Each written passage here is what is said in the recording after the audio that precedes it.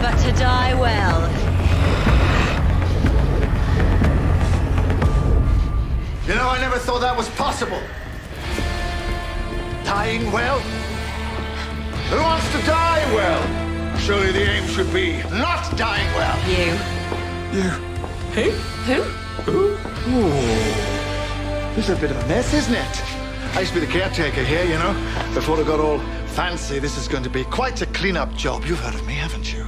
You are the great destruction of the universe. Yes, but most people just call me the Doctor. There was something I wanted to ask you. What was? Oh, yes. What exactly do you think you're doing here? We might ask you the same question. Fair enough. It's just that I seem to have a soft spot for people who are the last of their species, which you have made my friends here.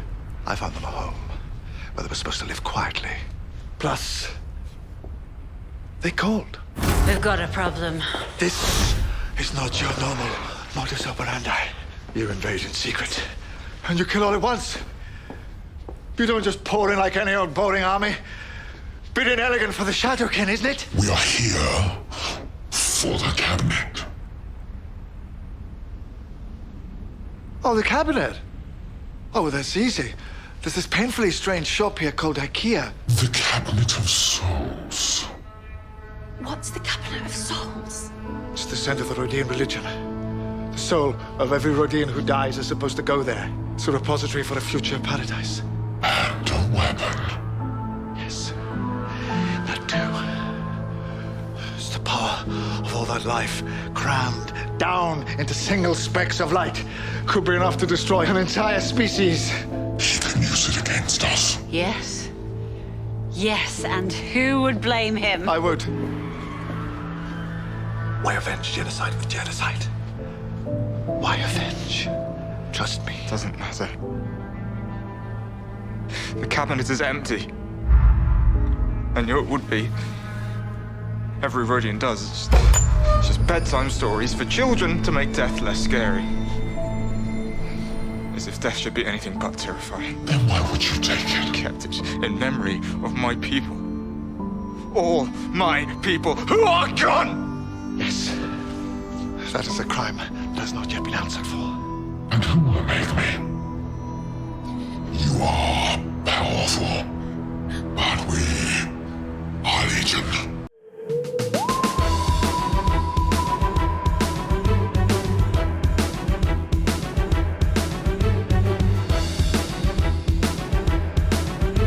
Hello and welcome to Who Watches Who, a Doctor Who podcast with me, Matthew, and as always, I am joined with...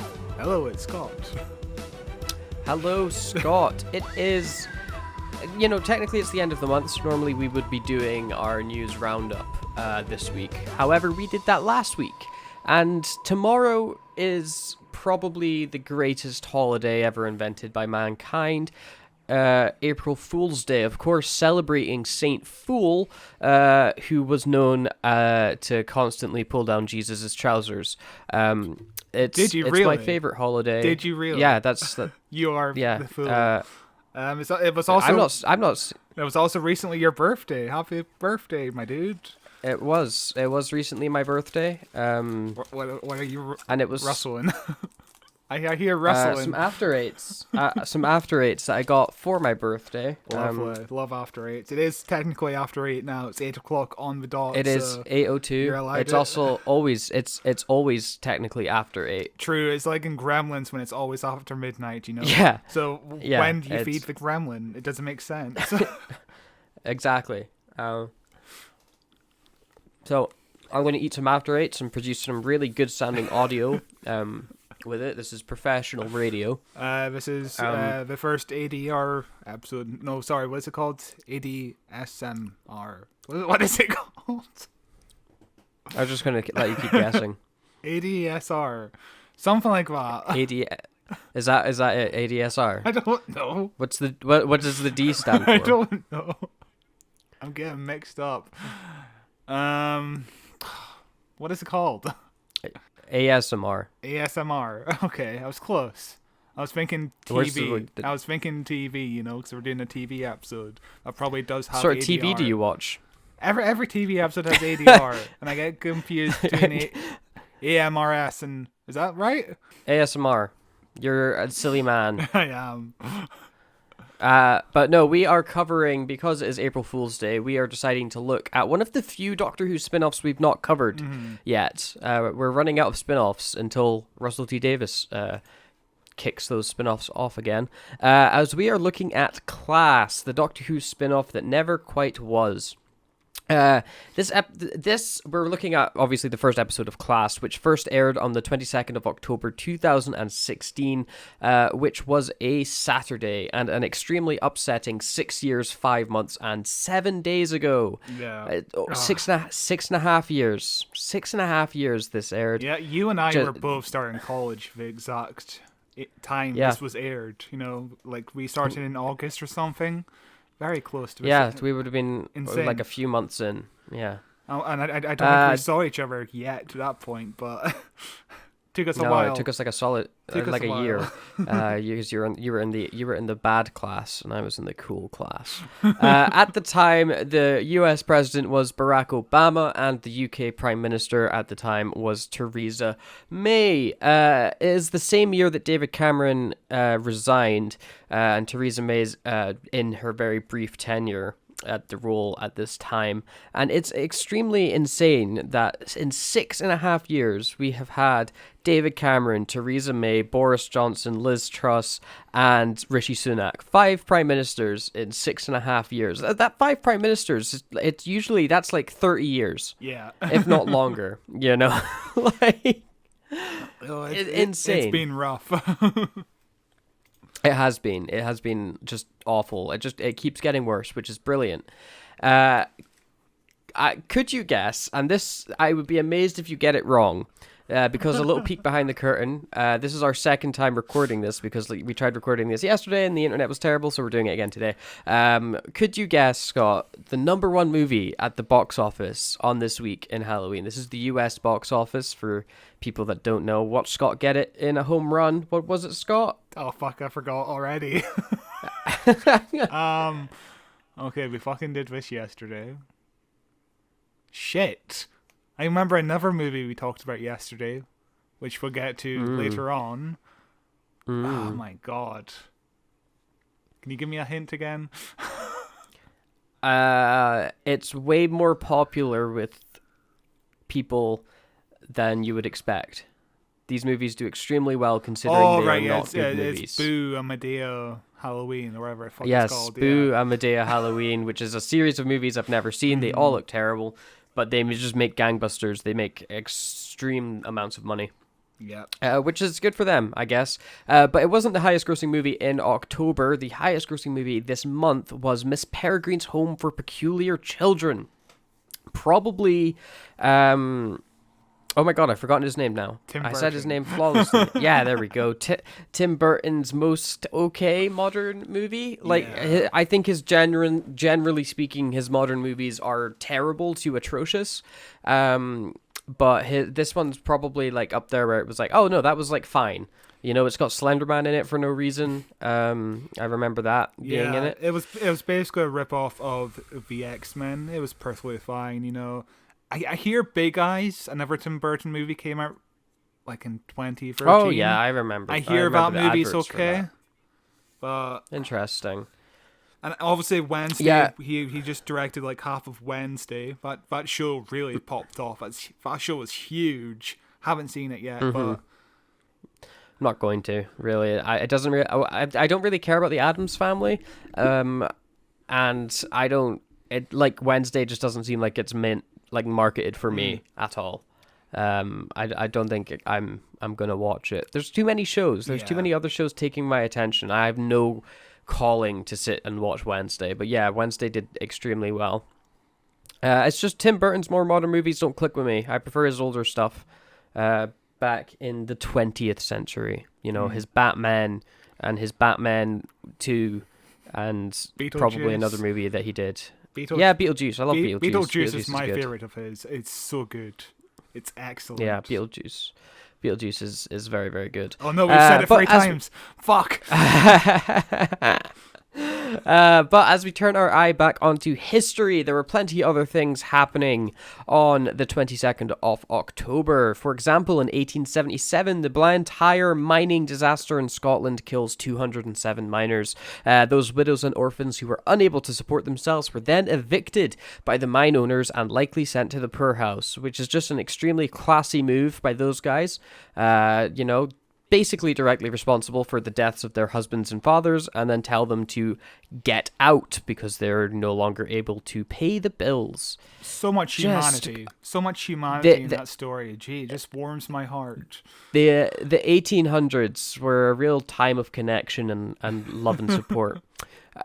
Speaking of love and support, Thomas Edison perfects carbonized cotton filament light bulbs, which is cool. He was an interesting person in history. I don't know an awful lot about, other than he was a bit more of an ass than he would want you to think. In 1884, the International Meridian Conference in Washington, D.C. adopts Greenwich Mean Time, GMT, worldwide, creating 24 international time zones with longitude 0 at the Greenwich Meridian, which basically puts the UK at the center of the Earth. Looking at history, looking at history that we were taught in the UK, that's 100% true. The world revolves around the UK and things we do, and we never did anything wrong. Speaking of never doing anything wrong, in 1962, the Cuban Missile Crisis, U.S. President John... That was an amazing transition. U.S. President John F. Kennedy addresses TV about Russian missile bases in Cuba and imposes a naval blockade on Cuba, beginning the missile crisis. Of course, this was inspired by the events of X-Men First Class, of which John F. Kennedy was a huge fan of that movie. In 1969, Paul McCartney denies his greatly exaggerated rumors of his death, which I don't know. I don't know if I believe him. You know, that's something that dead men say a lot. I didn't die. Yeah, like we've heard a million dead people say that before. We just don't believe them at a point. Just nope. Yeah, Paul McCartney 100% died in 1969. He didn't wear shoes in that one cover. The Abbey Road cover, he didn't wear shoes, so he's dead or something. I don't know the whole theory, so... Is that part of it? He didn't wear shoes because he's dead? I have no idea. Dead people don't wear shoes. Don't know. Do they not? I feel like surely dead people wear shoes. Like, they're in a suit in their coffin. Yeah, but they don't not need put the shoes on? do they? They don't need a suit, to be fair.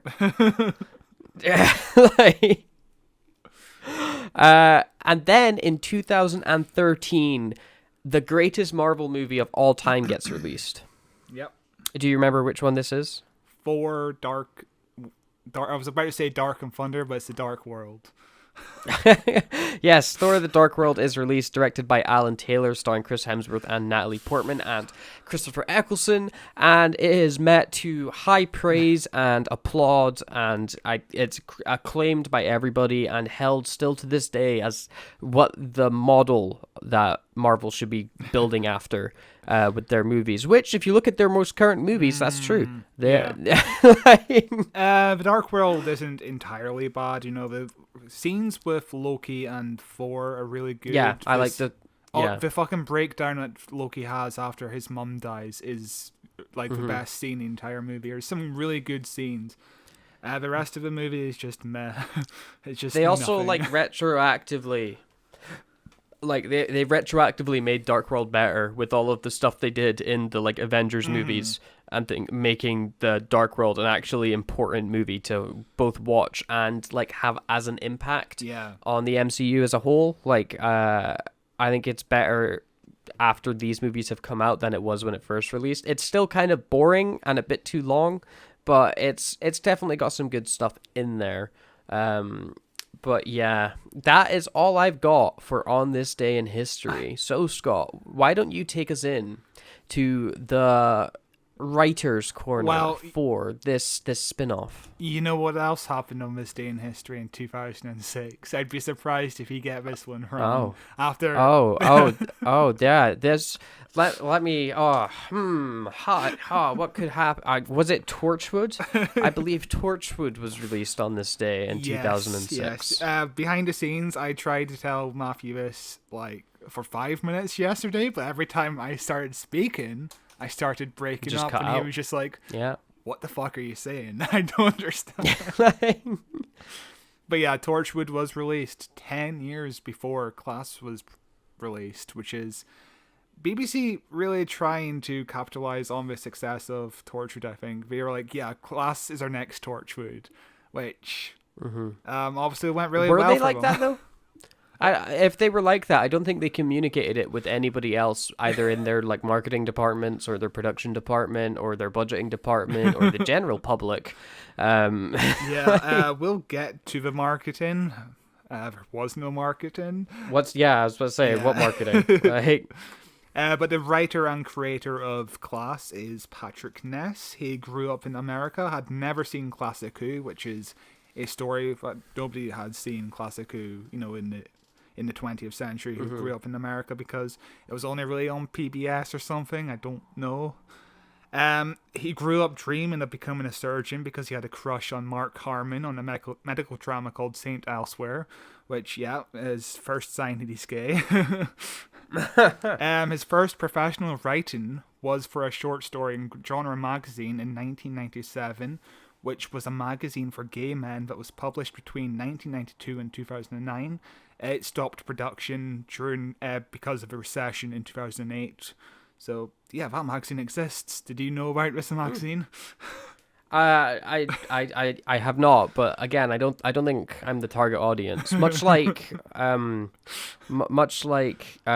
Wednesday, I don't think that it's really meant for me. Yeah, the first image I saw on Google in this magazine was two shirtless men, which was like, yeah, I can totally tell what audience this was going for.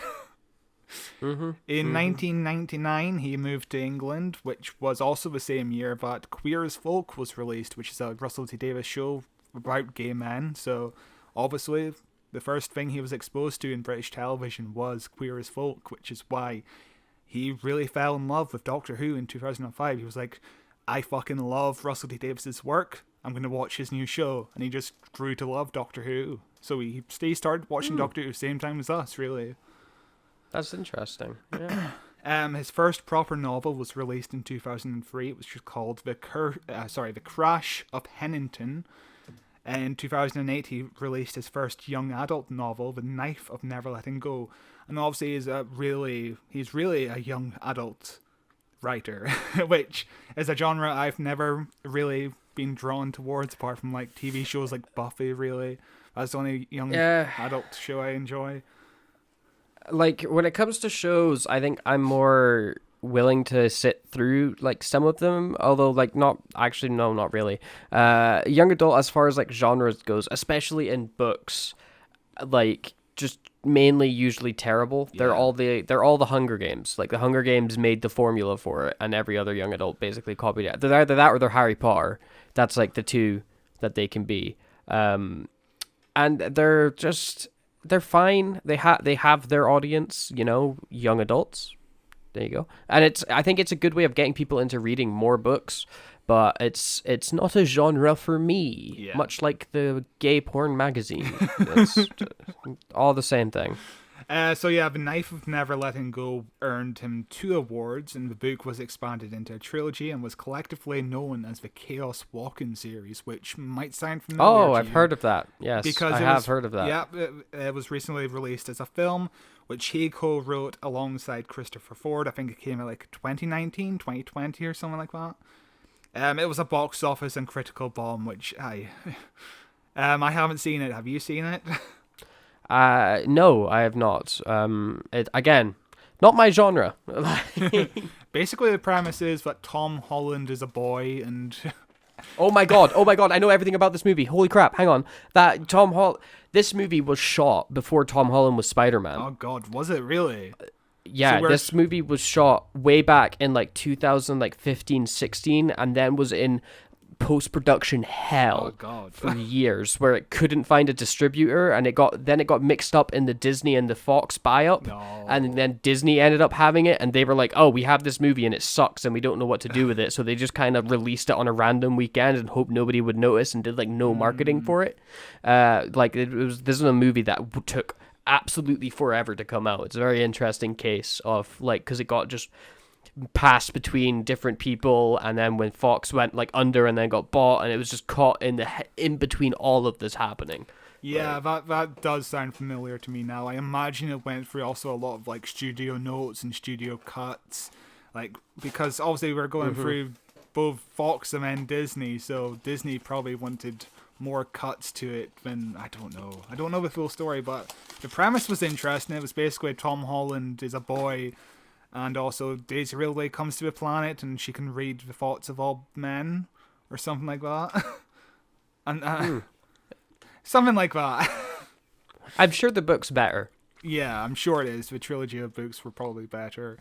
In 2013, he actually got to write a short story for the 50th anniversary of Doctor Who, featuring the Fifth Doctor, and he got a load of DVDs sent to him around this time also for research, and he loved the Fifth Doctor, which we've only covered once on the show, haven't we? Yes. Which was a decent episode, I would say. I think it was. We were pretty hard in that episode when it came out, but it was okay. Is this the Dalek episode? Yeah. Yeah, it was a very dense episode. Yeah. Yeah. In 2015... That's all I have to say. In 2015, he wrote his first screenplay. So this is... The Chaos Walking was the second screenplay. This is his first. It was called A Monster Calls. It was based off of his 2011 novel. It got released in 2016, starring Liam Neeson, Sigourney Weaver, and Felicity Jones. Got huge critical acclaim and sadly didn't do well at the box office. I've never heard of it. A Monster Calls is basically a movie about a young boy. His mother is going through chemotherapy, and he befriends a tree monster. It sounds awfully a lot like Bridge to Terabithia. It kind of reminds me of Where the Wild Things Are, where it's like this fantastical look at mental health for a child. Which is that's. Yeah, you can imagine the movie is quite good. I haven't seen it mainly because I don't want to be depressed. I imagine I would just be depressed for hours after watching that movie. I need to be prepared. Yeah, I've just never heard of it. It does sound like it would be miserable, but I've never heard of it. Maybe one to keep an eye out for. Yeah, I hear it's really good. I hear it's excellent. Basically, he wrote the book. It was originally written by another lady, but the lady actually passed away before writing the book fully. So he kind of took her notes and finished the story for her. I think she died of cancer as well, which is really sad. Jeez. Really depressing. So cut to 2014, he was asked to write an episode of Doctor Who, but he declined and saying he basically said, I really want to do something on my own. And producer Brian Minchin and Stephen Moffat had apparently been discussing a spin-off set at Coal Hill School around this time because they were inspired by The Caretaker. The initial idea was to have a series centered around a new caretaker, perhaps played by Frank Skinner, which would have been an interesting choice. Yeah. I can't imagine so basically Patrick was asked to contribute to this spin-off, and he argued that the show should be through the eyes of the teenagers who will have agency rather than the caretaker of the school. Because if you're going for a BBC Three audience, why would you want your central character to be a caretaker played by a 60-year-old man? True, but then if they wanted it to be through the eyes of teenagers, why did they decide to write it through the eyes of 40-year-olds pretending to be teenagers instead? Yes, the kids are awfully old in this show. They do not look like kids at all. Yeah, they're all playing 16. I think the oldest actor is like 24, so it's like almost 8 years over the age. Yeah. They don't look... I didn't believe for a second any of them were teenagers. So from the very beginning, Patrick pitched the series as a very diverse young adult show, which is obviously something that the BBC didn't communicate well in the marketing. I remember people thinking this was going to be a CBBC show. I remember... I don't remember ever thinking it was going to be on CBBC, but I remember thinking it was going to be for, like, young teens. Like I like 12 to 15 is where I was thinking like this is the vibe of show that they're going for. They're going for like this like high school drama sort of Doctor Who set thing. When we later discover that this is actually a gore fest and it's extremely violent, it was such a like what Yeah. who. Why have we got hard 18? This is not for like, you know, kids at all or young teenagers. Well, I guess like young teenagers would watch it, but like marketing wise, you can't market it to young teenagers. You have to market it to adults. So you're making a show for adults set in a high school on BBC Three, which is aimed at kids. There's no adults using BBC Three.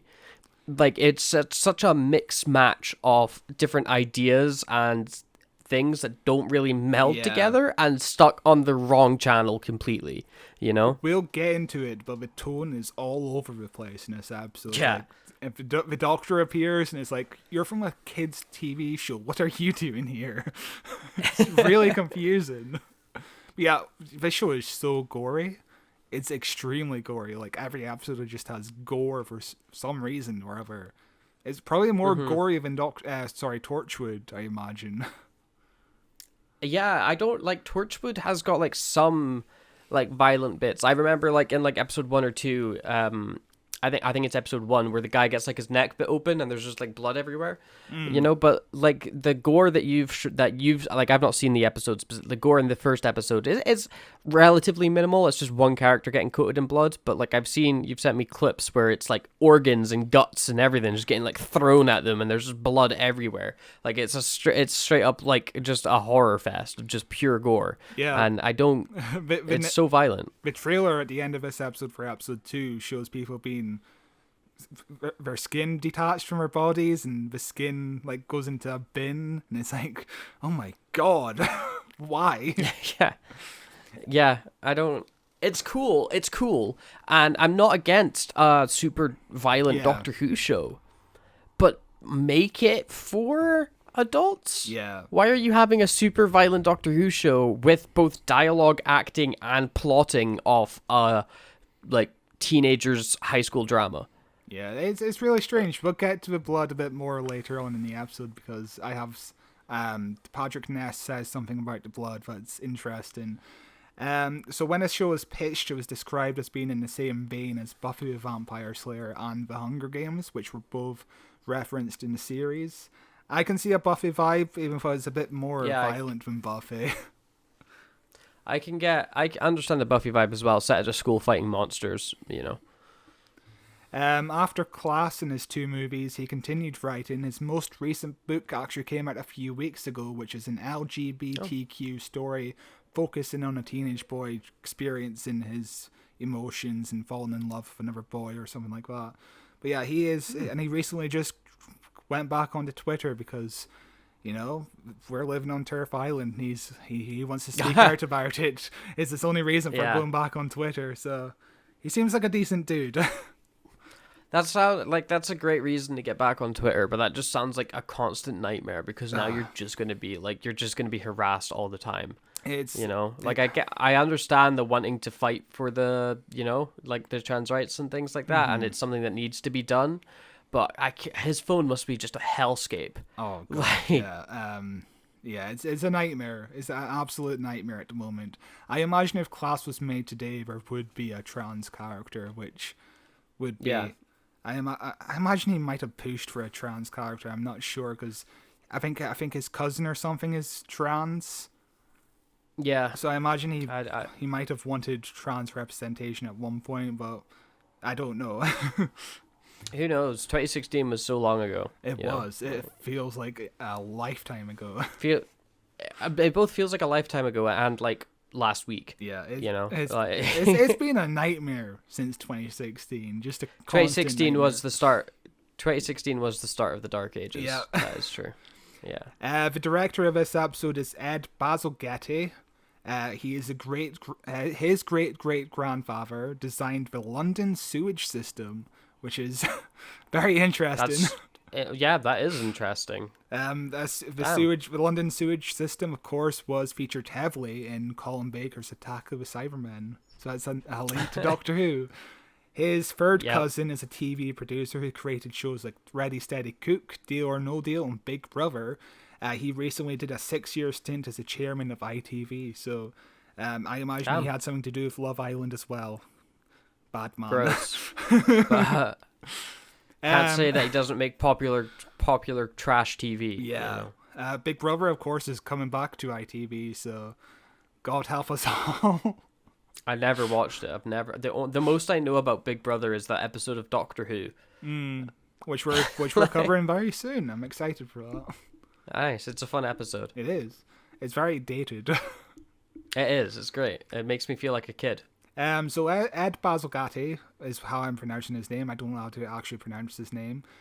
His first major job is that he was the lead guitarist for the Vapors in the 80s, which were a one-hit wonder band with their song Turnin' Japanese. Right. Are you familiar with his song? Not by name. I might know the tune. Google it, because you would know it. Okay, yes, I do know it. Yes, I do recognize this song. It's certainly a vibe.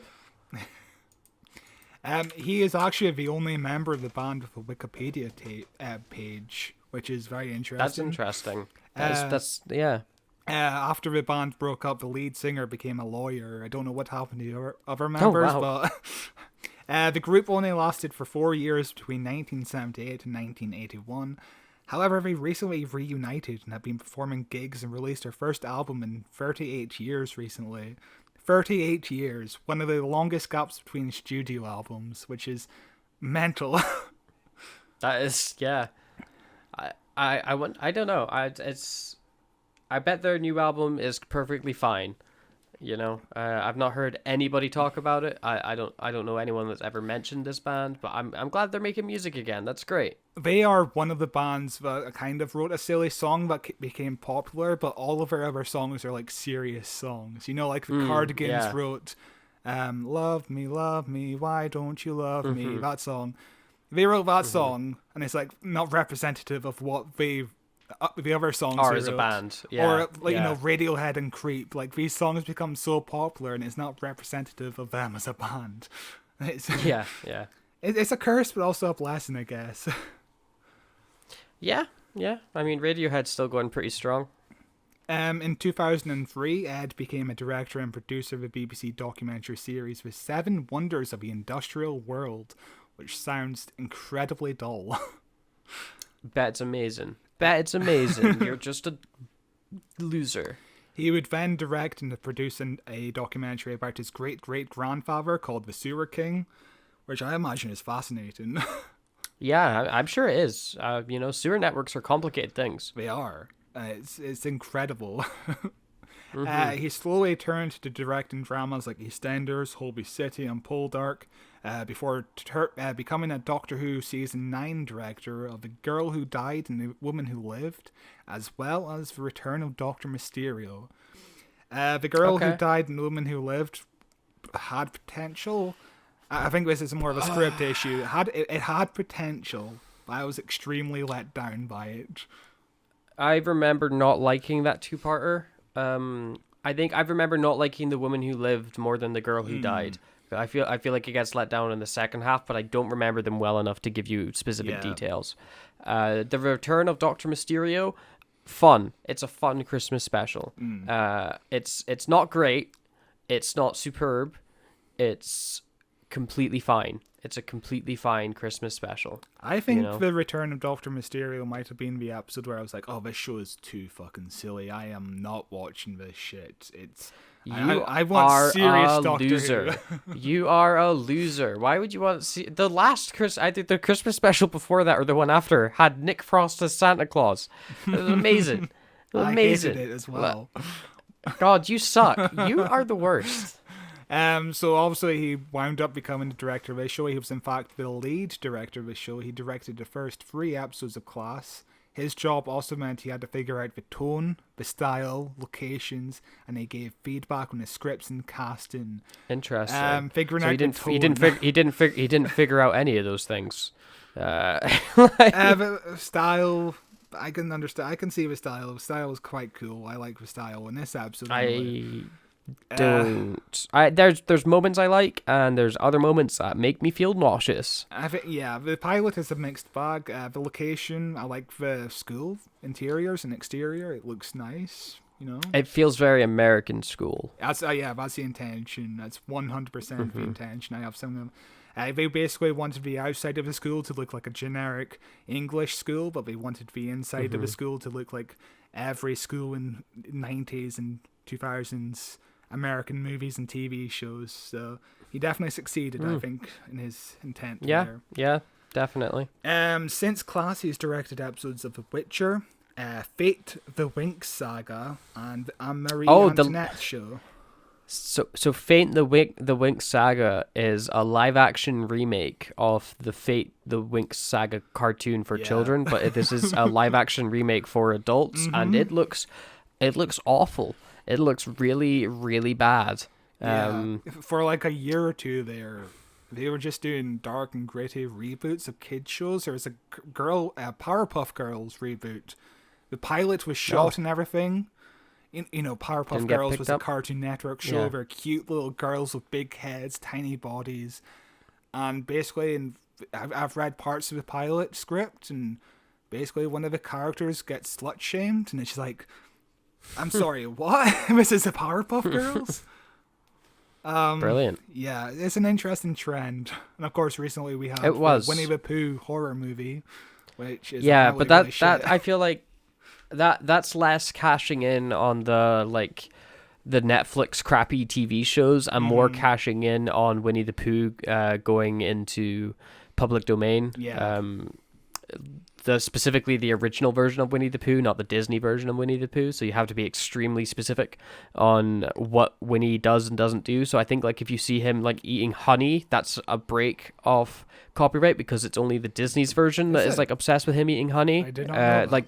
The movie is called Blood and Honey, folks. I think. Yeah, I don't know if it's honey. Just as an example, there's certain specific things that are only in the Disney one that if you do those things, then you're not allowed to make that movie. You have to be. It's such this version of the character is royalty free. None of the other ones, because Disney completely destroyed the trademark law to benefit them until the end of time. Yeah, I think they couldn't include Tigger because Tigger was invented in a sequel book in 1926. So we'll get Tigger in a sequel, I guess. If we get a sequel, I don't know how well this first one did. Apparently, it's terrible. Yeah. So they're doing a Peter Pan movie as well, apparently. So look forward to that. Yeah. This is a BBC Three show, believe it or not. You want a brief history of BBC Three? It started in 2003 with a target demographic of 16 to 34-year-olds. I would say Class fits into this demographic, but I think if you want to fit into the demographic of 16 to 34-year-olds, you have to stick to, 16 to 24-year-olds or 24 to 34, something like that. You can't do both. So, the whole. I don't know. I feel like it's in old movies, you had when it was 3D, you had to take your glasses on and off. And this one, it's if you're 16 to 24, keep watching right now. Okay, close your eyes. Okay, 24 to 36, open your eyes right now. Here's some gore. Okay, it feels like we're catering for both ends of the demographic. It's really strange. Yeah, it is extremely strange. In 2006, we of course launched Torchwood, which was a massive success. The first 2 episodes still rank as number 4 and 5 for most watched programs of all time, with 2.5 million viewers each. Torchwood is only beaten in the ratings by the 2012 Olympics and EastEnders Live, the aftermath from 2010. So basically, Torchwood is still the number 1 show that premiered on BBC Three. It was so huge. It of course went to BBC Two for Series 2. BBC One for Series 3, and of course Series 4 was a co-production between BBC One and Stars. So Torchwood was too big for BBC 3. Class was too small for BBC 3. I don't know. Class wasn't meant for BBC 3. Yeah. Nothing really is meant for BBC 3, to be fair. Did you ever watch any BBC 3 shows? I'm sure we've talked about this before. No, I never once. It's BBC Three is not a channel I've ever found myself stumbling on and thinking they have content I want to see. When it was a TV channel, it never had anything decent on it, like almost ever. You're gonna say Torchwood right now, but like that was one season. Yeah. It never had anything decent on it. And then when it meant online, I stopped thinking about it. Yeah. Completely. It no longer existed in my head, because if I was going on to BBC iPlayer, I was doing it to catch up on Doctor Who or watch BBC One. Yeah. I wasn't going on it to watch BBC Three. Yeah, and that's part of the problem, isn't it? BBC Three is a channel I only watched for repeats of Family Guy and American Dad, which I imagine cost them way more money than it was worth, I can't imagine how much it must have cost to air one episode of that show. It's insane they've had it for so long. I also watched shows like In the Flesh and Mongrels, which was a show which was like Family Guy, but it was about puppet animals. And there was musical segments every episode. That show was decent. But never heard of it. Yeah, again, the only show I really watched was Torchwood, and I only watched the BBC Two repeats, so did I really watch BBC Three? Not really. And BBC Three is an interesting one because it went from being a TV show or a TV channel even to an online channel. To I guess their idea was they wanted to rival Netflix and YouTube. I think mainly they wanted to rival YouTube because like all of their shows were so like, let's hit young people in the kind of style that they're doing it in, but we're going to be super corporate about it and make it not feel organic vibe that BBC Three turned into when it went all online. And then after that, they were like, let's make it a TV channel again. And now I think it like, who watches it? What do they even have on BBC Three these days, Yeah, I have information on that later on, but by the early 2010s, the BBC money became much tighter, and it's still tighter each year. It's getting to the point where it's like, do they have any money at all at this point? The BBC were trying to save £700 million. The decision was to make BBC an online-only brand, which they thought would save £30 million. Yeah, which makes sense because a lot of teenagers were moving to Netflix around this time. And of course, BBC Three went online-only in February 2016, so 13 years after it launched. And this is a move that the cast and crew think doomed the show ultimately. Greg Austin, who played Charlie, said, I think the BBC expected and relied on the magnitude of a parent show to carry the promotion of Class. The BBC didn't really understand how to package Class or BBC Three itself. It was frustrating, but hey, that's business. And I think he hit the nail on the head there. They did not know what to do with BBC Three. No idea. They still don't know what to do with BBC Three. It's just there, like a lump. Yeah, and of course, Patrick Ness, the creator of the show, said, I can see what they tried to do. Use Class to help launch what turned out to be an ill-fated and abortive decision to put BBC entirely streaming on iPlayer. They did some amazing things, but iPlayer isn't maybe your sexiest destination for a teenager looking for a show to call their own. And this reminds me, they're doing the same thing to CBBC. Yeah. CBBC is going online only next year, I think. Yeah, I don't know any young people that use iPlayer. I use iPlayer to watch Doctor Who or watch BBC Parliament because I'm a boring man. Like, and the only people that I know personally that actually use BBC iPlayer is my mum and my stepdad, who use it to watch BBC One shows and things like that, because they still use kind of terrestrial TV as terrestrial TV. I don't know anybody my age that uses BBC other than like maybe you, because you're also boring and watch like Prime Minister questions and things. Yeah, I only use it for Doctor Who or the occasional movie, nothing else really. I use it for Class. I watched 8 episodes of Class twice now. Jesus Christ. No one's done that. You're the first person ever to do that. Yeah, I'm not sure what the problem with BBC iPlayer is. It's just not appealing content to me, and I never want to check out the BBC channels itself, so I'm never advertised any BBC shows I might be interested in. Yeah, I don't know what it is either, because like BBC shows, when I watch the trailers for them, like when I'm watching Doctor Who, I'm like, oh, that show looks ace. Like that looks like a really cool show, and then I forget about it. Yeah. You know, I think BBC just suffers from one. People are just used to the BBC, so it's just a thing you don't even, like, it's just a thing that you consider like it's as normal as water. So you're just like, oh yeah, the BBC, whatever. You know, you're never gonna consider it to ever be gone or to not be there. It's just always there. It's something to like just put on if there's nothing else on. But like it suffers from too many new things. There's Netflix, Disney Plus, Amazon Prime, Paramount Plus, Lionsgate Plus, like Apple Plus, all these different streaming services that have got much more appealing, fresh content on it because they understand their audiences better than the BBC, I guess. Like the BBC has got some good stuff on it. It's just, I don't know. I think they're just strapped because they don't have a lot of money. They can't put it into marketing. And there's a heap of laws around the BBC as well because they're funded publicly. Yeah. So they're not allowed to market stuff in certain ways, and they're not allowed to put out too many adverts, and they have a very specific tight budgets, and it's just complicated as balls, you know? Yeah, not enough people wound up watching BBC Three online, surprisingly.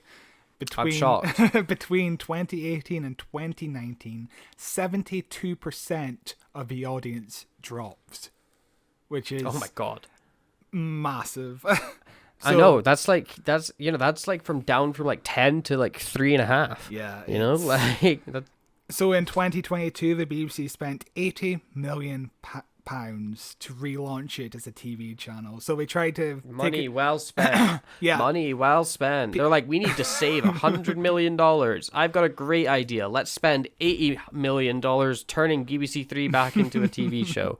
You're promoted, sir. It was a very disastrous launch. It achieved less than 50,000 people. Less than 50,000 people tuned in on launch night.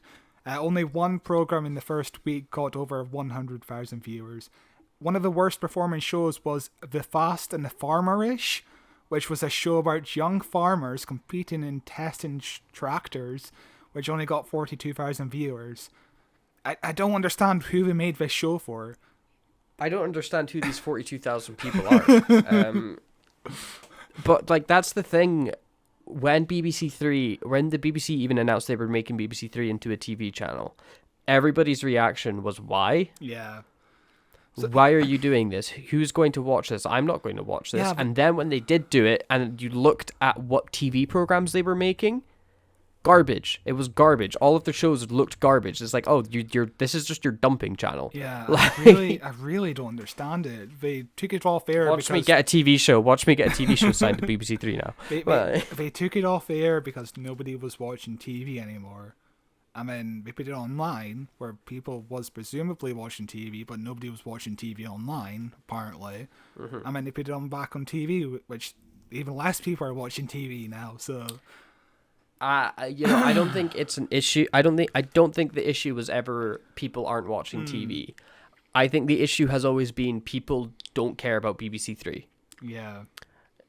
You know, I think after BBC Two, people are like, this is enough, because BBC One has got all your A-list programs on it, and BBC Two has all your old person stuff. Yeah. I used to love at least BBC Four because it always has the music shows and music documentaries and foreign language stuff, and as a TV channel that has a dedicated audience, I think BBC Four. But obviously budget has been decreased and it's going online only soon, which is weird because BBC Four is really for older people, so I don't know what they're doing anymore. They don't know what they're doing either. Like so yeah, let's talk about the ratings of Class. Episodes 1 and 2 aired on the same day, October 22nd, exactly 10 years to the day after Torchwood premiered, as we discussed. BARB, which stands for Broadcasters Audience Research Board, only counts... Bless you. Thanks. BARB only counts the top 50 on-demand shows, and Class didn't make it to the top 50, meaning that the first 2 Class episodes had under 185,000 viewers. Oh my god, Jesus Christ. The show didn't even make it to the top 20 on BBC iPlayer that week. And again, it was because of poor marketing. How are they supposed to market this show to people that don't supposedly watch TV anymore? You know, are we supposed to put on... Are we marketed on BBC One? Okay, cool. Nobody's watching BBC One, so... Your idea is that nobody's watching television anymore, so you're putting it online, and you're advertising it on television, where nobody will see it. What's going on? Yeah, I remember... I don't think I ever watched a trailer for Class. I think the most I got from Class was I got some of their like Facebook and Twitter marketing where they were like releasing posters and like things like that from the show and being like, oh cool, there's a Doctor Who thing coming out. That's really exciting. And then like the minute it was like, yeah, this is going to be on BBC Three, I went, oh, I'm just not watching this. Yeah. Because I couldn't be bothered to go onto iPlayer and loading up BBC Three to watch this one show. Like, because I didn't use BBC Three ever. You know, I was just busy, like, I'll just watch on Netflix. And I think even Doctor Who was on Netflix around this time. So you didn't need to use iPlayer at all. Remember when Doctor Who was on Netflix? Yeah. What an amazing time. I remember watching Doctor Who without the BBC logo in the corner at all times. Good times. Yeah. Jeez. Yeah, I basically watched every episode on the day it premiered for some reason. I think I missed a few episodes in the first day, but I definitely watched all of them. You loser. I was hungry for more Doctor Who, okay? Yeah, but the BBC shows suffered from this period as a whole, with only one show making it to the top 50 in the 4 weeks after this episode, with 247,000 viewers, so about 250,000 for one show. Definitely not good signs.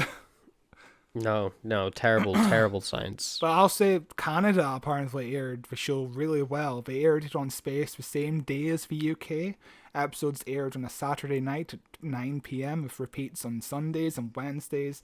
It even got a 24-hour marathon on Christmas Eve, only a few weeks after the show stopped airing. So basically the same. Damn. So basically the 8 episodes aired in a loop 3 times. That's impressive. Class was popular in Canada. I mean, the more you know. I don't know what the ratings were like, but you can tell that this Space channel really gave love and attention. They were happy with it. it. Yeah, you know, they wouldn't have given it so many repeats if they thought it was going to do terrible, you know. So Sophie Hopkins, who plays April in the show, says that in Toronto there are big Class billboards, posters on bus stops and regular adverts on TV. But none of that happened in the UK, which worried her that it might not do well in the ratings in the UK, and she was right to be worried about the ratings, you know. Regular TV adverts for Class, could you imagine? I can't imagine regular TV adverts, so... So the show did wind up airing on proper television on BBC One. BBC One aired it at 10:45 on a Monday night, 2 months later in January 2017. 2 episodes in a row, which meant it finished past midnight, you know. The demographic audience would be getting ready for college the next day. You know, they'd be getting ready for bed. Or they'd be outside partying. Yeah. So Patrick Ness said he was baffled by this decision, which, Sophie Hopkins said that it missed the target demo completely. Only half the viewers would stay on for the second episode of the night. So on the first week, the episode 1 got 1 million viewers, which is decent enough, I would say. That's pretty solid. But episode 2 dropped by half and got 0.5 million. In the next 3 weeks, still, 0.5 million is still decent. Who are these 500,000 people watching Class at midnight?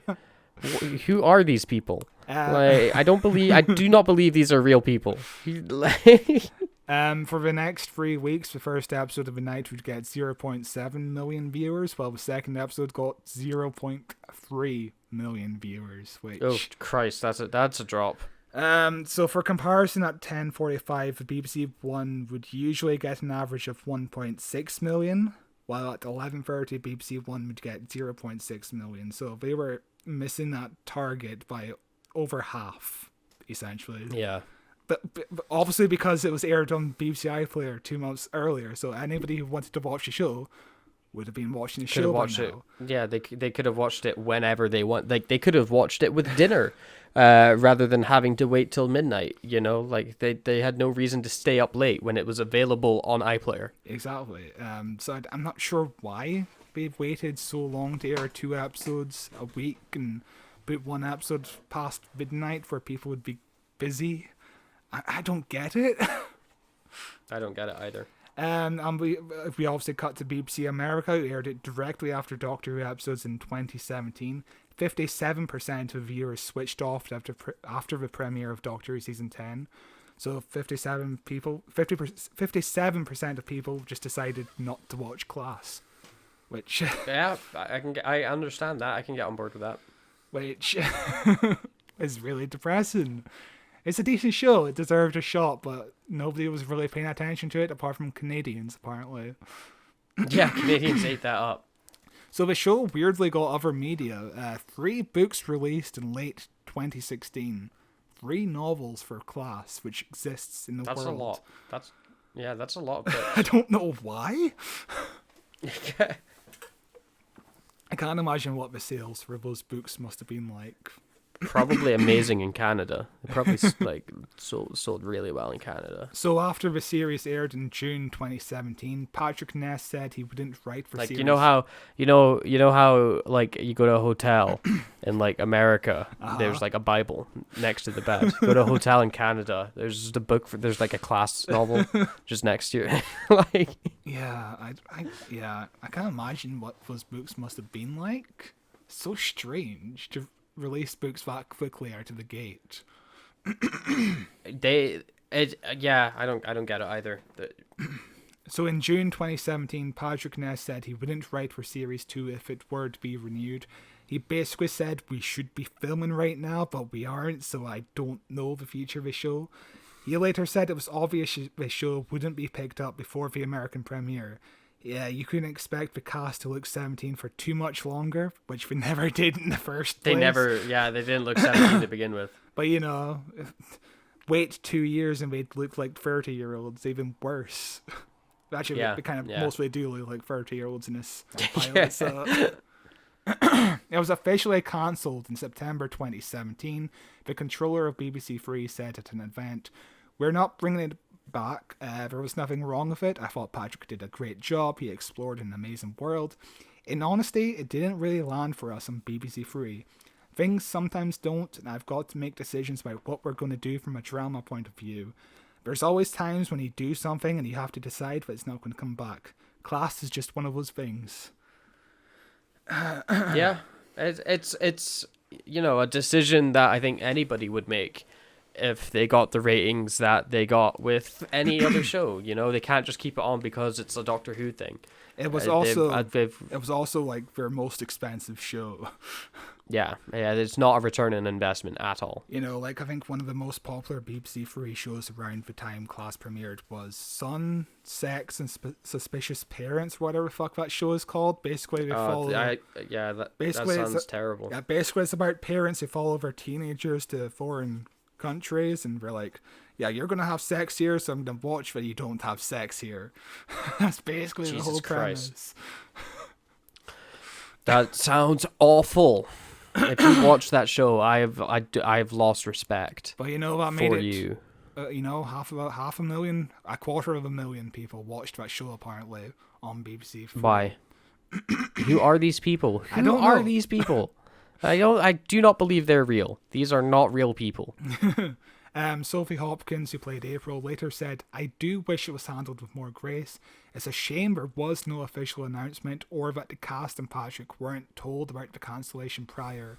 It turned out the announcement of cancellation was just a passing comment from someone at the BBC for some Q&A event. Then we all found out on Twitter.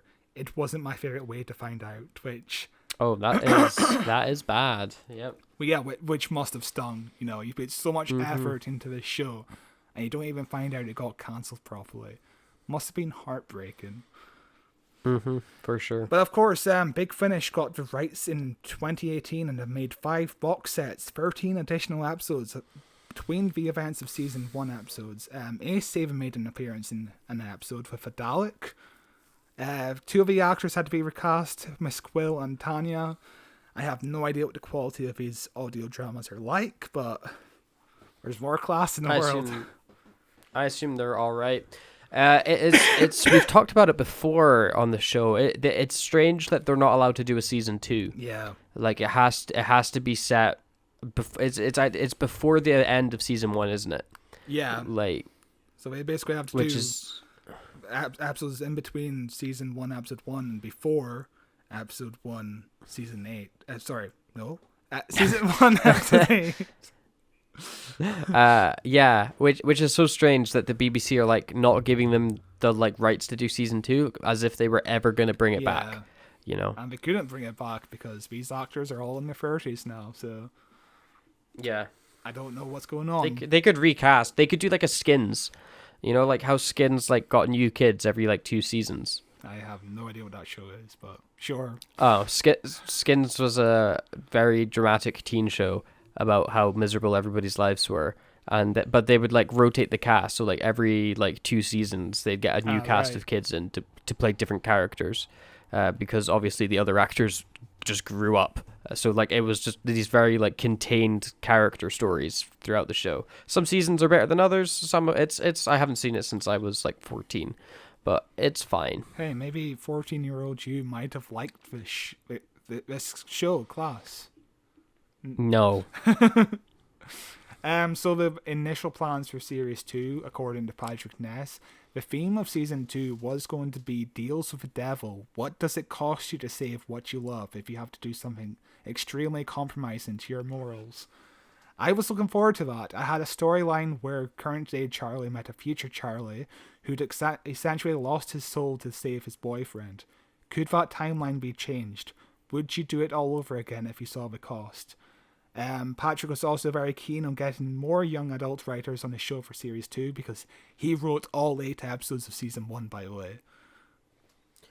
That's a lot of writing. That idea there, that story idea of seeing your future self having made a decision and then having to live with that, like, would you continue that?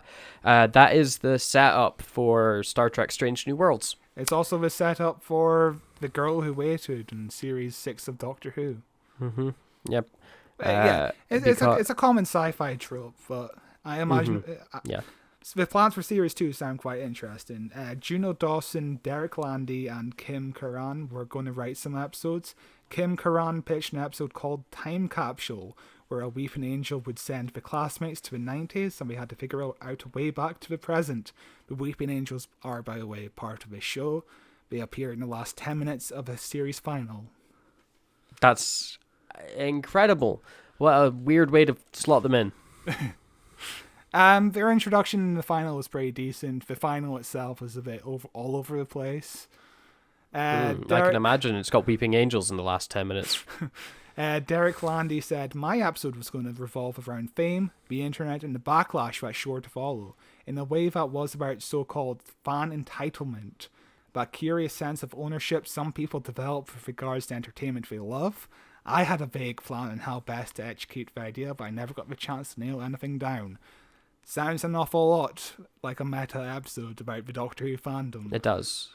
Which, of course, Doctor Who itself did in the 1980s with The Greatest Show in the Universe, which was essentially about Doctor Who fans being shit people. It's a fun way of doing it. I don't know if any show's done it better than Futurama with the Star Trek episode. Yeah, that episode is amazing. I'm not even a Star Trek fan. Yeah, it is a superb episode for sure. Juno Dawson pitched an episode similar to Ferris Bueller's Day Out starring Tanya, and Patrick Ness also considered an episode exploring the Weeping Angel's home planet with the concept of Weeping Angel Civil War, which was hinted at in the series final. Which interesting. That's a lot. How does that? I wonder how that ties in with Flux. Because I imagine Flux might have looked very different if that season got made. I'm very sad for this. I'm very sad that Class didn't continue because there were really good ideas in Class. It's just that the tone was all over the place. And they just didn't know what they wanted to make. Watching episode 1, it just feels like it's like 2 or 3 different show ideas glued together, you know. But yeah, do you want to begin class? No. I hope you have your notepads and pens ready, folks. I really don't want to do this. It sucks. It's really bad. It's not that bad. Compared to the K9 pilot we did last year. K9 was funny. At least it was funny. A willingness to sacrifice themselves to save others. Resourcefulness. Bravery. And oh yes, an absolute understanding of how precious life is. You got your leg back? I had some spares in the medical bay. The Loathen, giant centipedes, experts in prosthetic legs. You get the hang of it. Just have to train it to act like your own leg. What about football? Unbelievably boring sport. Now, darts. Darts is something worth practicing for. Maths and alcoholic beverages. The best way to spend a morning. So, our episode begins with a cold open inside the dark and dreary corridors of this school. And I don't know if it's the most engaging way to open a show for the first time. I guess it's like fine, you know, where you see a spooky shadow monster and then like the gunshot gets fired. But this for me, the spooky shadow monster looks too much like the Forerunners from Halo 4 to take seriously. But I guess it was fine. It didn't hook me in immediately as far as like a way to open up a new show. But like, how else would you really open this story in particular? You know, because this story just doesn't have a lot going on other than this is all the exposition and all the characters. Okay.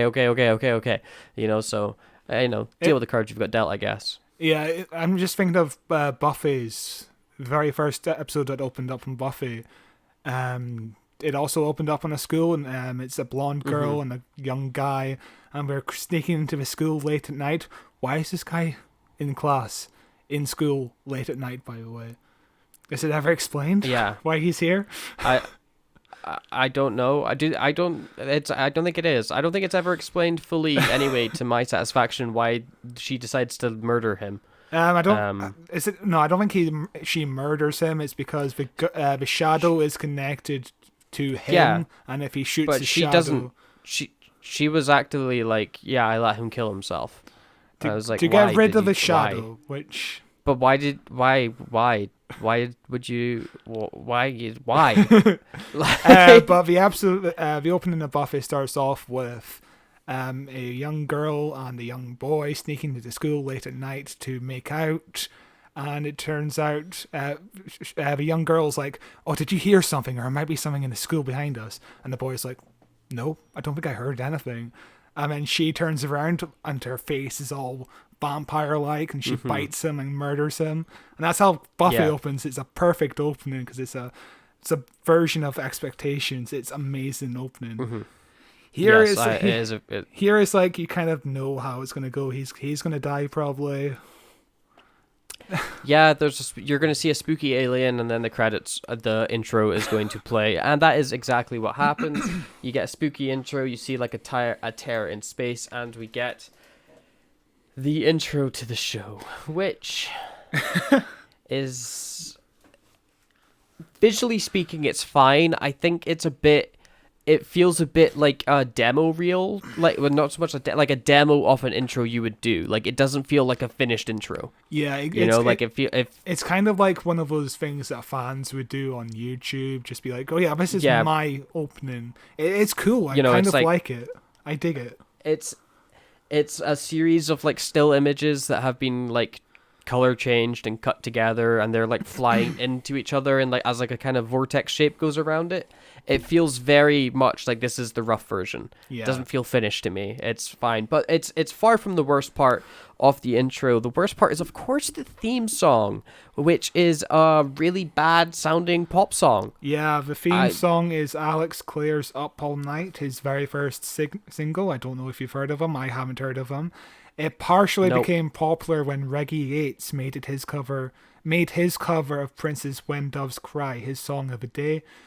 Reggie Yates is a radio DJ, and he most importantly plays Martha's brother. So He got his career started because of a Doctor Who actor, and now he is the theme song of a Doctor Who show. So that's interesting. That's interesting. It's a shame it's the Yeah, worst sounding intro in the Doctor Who universe. Yeah, I am not a fan of the song. It's not a song for me, and I don't think it is a good song to use as a show intro either. It feels disconnected to the visuals as well. Mm-hmm. You know, like the two, they seem very separate. Where, like, you know, the Doctor Who theme song matches the visuals because you've got like these whirling visuals, and the theme song's going, you know, it's got this whirling sound to it as well. That's what the Doctor Who theme song sounds like to me, by the way. Is yeah, and also Sarah Jane Adventures goes for a very similar type of theme song and opening credit scene. Torchwood goes for more of like a, I would say, classier kind of intro, more mysterious, more spy based. Yeah, I don't know how I could make a class intro that looks better, but it doesn't remind me of Doctor Who at all, really. No, the intro reminds me of Doctor Who. The theme song does not. Yeah. But yeah, that's the intro. I think it's probably one of my least favorite intros we've ever covered on the show, if not my least favorite. And you know, we've covered the K9, both K9 intros. They were perfect. K9. How did the Australian one go again?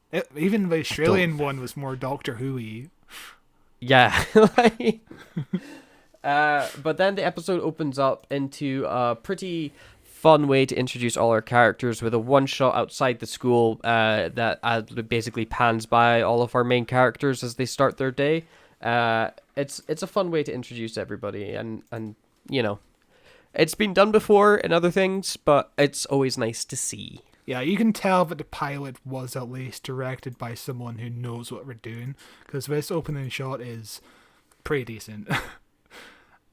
Mm-hmm. Most of the episode looks pretty decent, apart from the artificial zooms, as we were talking about. It's the editing. It's the editing for me. There's like random jump cuts, and the artificial zooms. They ruin it for me. They take me out completely. Where I'm like, oh, this is bad. Like, but we then open up to a scene where we get introduced to one of our main characters, whose name I don't remember, but she's a lady in a checkered shirt. April. Her name is April, and she's talking to Tanya.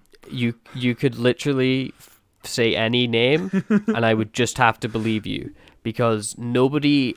Another issue with this pilot is they spend so long trying to establish characters, and the characters I know is there's alien prince guy, there's his slave, that everyone is super cool with her being a slave, there is 14-year-old super genius, and there's football guy.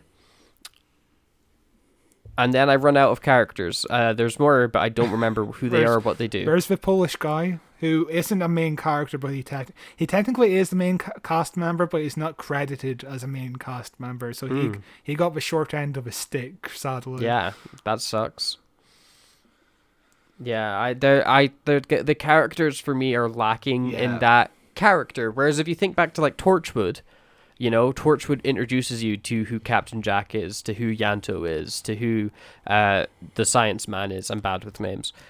You know, to who all the characters are, and how most of them are just really horny all the time. That's what that show established. You know, new Doctor Who, Torchwood, and Sarah Jane Adventures all have a surrogate audience member. In Doctor Who, it was Rose. Torchwood, it was Gwen. And Sarah Jane Adventures, it was Maria, the girl across the street from Sarah Jane. Here, there is no surrogate audience. That, I think you've hit onto the problem. We're not, like, there's not like a new kid in school or anything like that, you know, that stumbles in and makes friends and unites everybody, that we can follow in with and be delivered this exposition, which is one of the reasons why I think the exposition sounds so strange, because it's just people either literally talking to themselves or talking to each other like nobody knows what's going on in this school, and it's super clunky. Whereas if you had that new character being brought in, you could have that surrogate for the audience, as you're saying. I think that is a huge missing factor for this show, actually, because like the closest we have is the alien dude who's the prince, but even then he's so disconnected and with his own storyline that you don't relate to him at all, because he's this uppity high prince dude from another planet, you know, he's not a surrogate for the audience. He is a newcomer to the show, to the school, but he's also the alien connection, so he's not a surrogate Yeah. audience member. It's very strange. Yeah, we'll get into more of the exposition, but as April and Tanya are talking, they basically, basically April is like, I really want to ask out that boy, Charlie. Obviously, Charlie's gay, and the show is way too self-aware immediately because Tanya is like, God, yeah. oh yeah, well, we just failed the Bechdel test, which is Ha ha like, ha. Yeah. that is way too meta for the very first line of a show. And it's bad. It's also like it's just a bad line in general, you know. And I also I don't know how I feel about it as a line. Like you could be like, you know, to write women characters, be like, haha, aren't we so poorly written as women? Yeah. Like, you know, Like it's one of just- those. It's one of those things where they reference that maybe the line could have been rewritten, but at the same time, if you want to criticize your own writing, why not just change your writing? Because I think that's sometimes what Rick and Morty does, where they're like, oh yeah, this idea isn't very original, and it's like, okay, Rick, why would you write Rick saying that instead of making a more original idea? That's a common complaint I've heard against things like Deadpool and stuff as Yeah. well, where they, you know, turning to the camera and going, oh boy, I hate it when this happens, and then it happening anyway is not like Yeah. clever. It's just you doing the thing that you're like, this is such a cheap and lazy way of me getting out of this, and then still doing the cheap and lazy way of getting out of it, not twisting it on its head or anything like that. Which is why, like, you know, some people get really sick of the breaking the fourth wall shtick, and self-aware characters, because it is an excuse to get lazier with your writing, because you don't have to be clever. You can just have a character go, oh boy, this is stupid, isn't it? And then you're in the clear. Yeah. Like, I agree. But the episode continues where in the very next scene, April does in fact ask out Charlie, and she gets rejected immediately, which is funny. We're then also introduced to another character who I'm going to call Blonde Lady, because you're right, I don't remember her name. Yes, her name is Miss Quill. She's my favorite Yeah. character only because she's blunt and she's like, she hates everyone in this show, and I'm like, yeah, I feel you. I relate to you. I just I'm tired didn't. of all the I didn't characters. vibe. I didn't vibe with her character mainly because I didn't really. Like her motivations seemed mixed to me, you know, like her entire dynamic with everything seemed just really strange, and I didn't quite get it. Maybe it gets expanded on as the episodes go on. You know, this is just episode 1 introducing her, so I didn't fully vibe with her as a character, but I think she gets better as the episode goes on. I think, like, when she's first in this episode, I'm like, I don't understand what you're doing or why you're doing this. The best episode, but she's like, the best episode of the show is episode 7, and that's the episode where none of the kids' characters are present. She's the main character, so I really Right. like her. If you want to watch more. You probably won't, but I think you'll like her. Okay. But she's like pretending to be the sorry, spoilers. But the substitute teacher, or whatever, just like a regular teacher. Don't know what her actual class she's teaching is, because they never start. God, I think it's physics. Right. I'm not entirely sure. I think it's referenced in like 2 episodes or something. I don't know. She never really teaches class, but here she's talking to the head teacher, who is of course a Doctor Who cast member. He is Greg Austin. He was in the episodes Into the Dalek and The Caretaker. And in episode 3 of this show, he gets murdered, which reminds me a lot of Buffy, because the principal of Buffy gets murdered quite early on in season 1 as well, in Buffy. So yeah, both principals get murdered early on. It's entertaining. Yeah. But we then go into her, like, quote unquote teaching the class, when really it's delivering exposition extremely poorly, where she's like, you're the nerd character, and you're the popular girl, and you're the jock, and you're the, like, generic main lady, and, you know, it's completely unneeded, because I think you can kind of grasp that from the way that every character was introduced in the scene literally just before this, you know? There's a moment where she says to the footballer character, whose name is Ram, and she's like, I bet you hear applause every time you enter a room. which comes across as a line in a book. You know, you can easily explain characters in these kind of like lines in a book. You don't have to attach a character saying it. It feels like it's an author just trying to work in these lines from a book, but he can't find a natural way of putting it in, so he has to make a character say it, because you can't deliver those lines in any other way, can you? No, the most you could do is you could go like super stylized and comedic with it, where like you have him enter a room and be like, ah, yeah, woo, because he's hearing all the applause every time he enters. But that would be another change in tone for this show, which I don't know if they could handle one more on this like deck of cards that they've built. I think it would probably all crumble down. And also, there's a point where she's like, "Oh, no such wonder this country only exports Downton Abbey." And it's like, yeah, I feel like that's a reference to Doctor Who also being a show that is exported outside of the UK. Yeah, don't know. It's not a line I thought too hard about. I just kind of rolled my eyes at thinking it was like a bad joke. But this also gets mentioned where somebody brings up Idris Elba, because they're like, you'd watch Downton Abbey if Idris Elba was in it, ha ha ha ha, which causes the Prince guy to search Idris Elba and for the editing style to completely change. The editing doesn't know what it wants to be. Because it just suddenly, it'll do these random giant zoom ins, like it'll become over edited or then just like standard out of nowhere. There's no distinct style. It's like they're trying out a bunch of different styles all at the same time, because he starts typing up. Yeah, the editing style. Sorry, I'm just explaining the editing style. You can go on if you want to explain it. No, talk. The editing style becomes the text over the phone, and it's just his search for Idris Elba, and then the teacher snatches the phone away from him and smashes it to the ground, and as it smashes on the ground, the text also smashes. Something the show never does again with its editing style, by the way. It's a very weird pilot edition. It's just like them being like, oh, this would be kind of cool, and like the same thing kind of happens to a much better effect, I think, later on when they're doing the like transition to the alien planet exposition scene. I really liked that transition and that editing style to come in there, but it's just there's so many different styles at work, and really actually I think it's the perfect style for this show, because it sums up how they don't know what they want it to be. Yeah. But also in this scene, Quill winds up looking at pictures of cats on her iPad. She has a throwaway line in Cats in episode 7 where she says you can't insult them because other worshippers will come and attack you. Also in the scene, Charlie lies that he says he's from Sheffield, which reminds me a lot of Chris Chibnall. And then Quill also warns Ram that he wouldn't like detention, and it becomes a premise to episode 6 of a show where they're all in detention, and the room goes into outer space or something, and there's like a rock and it's got a prisoner's consciousness on it, and every time a character touches the rock, they have to admit something to other characters.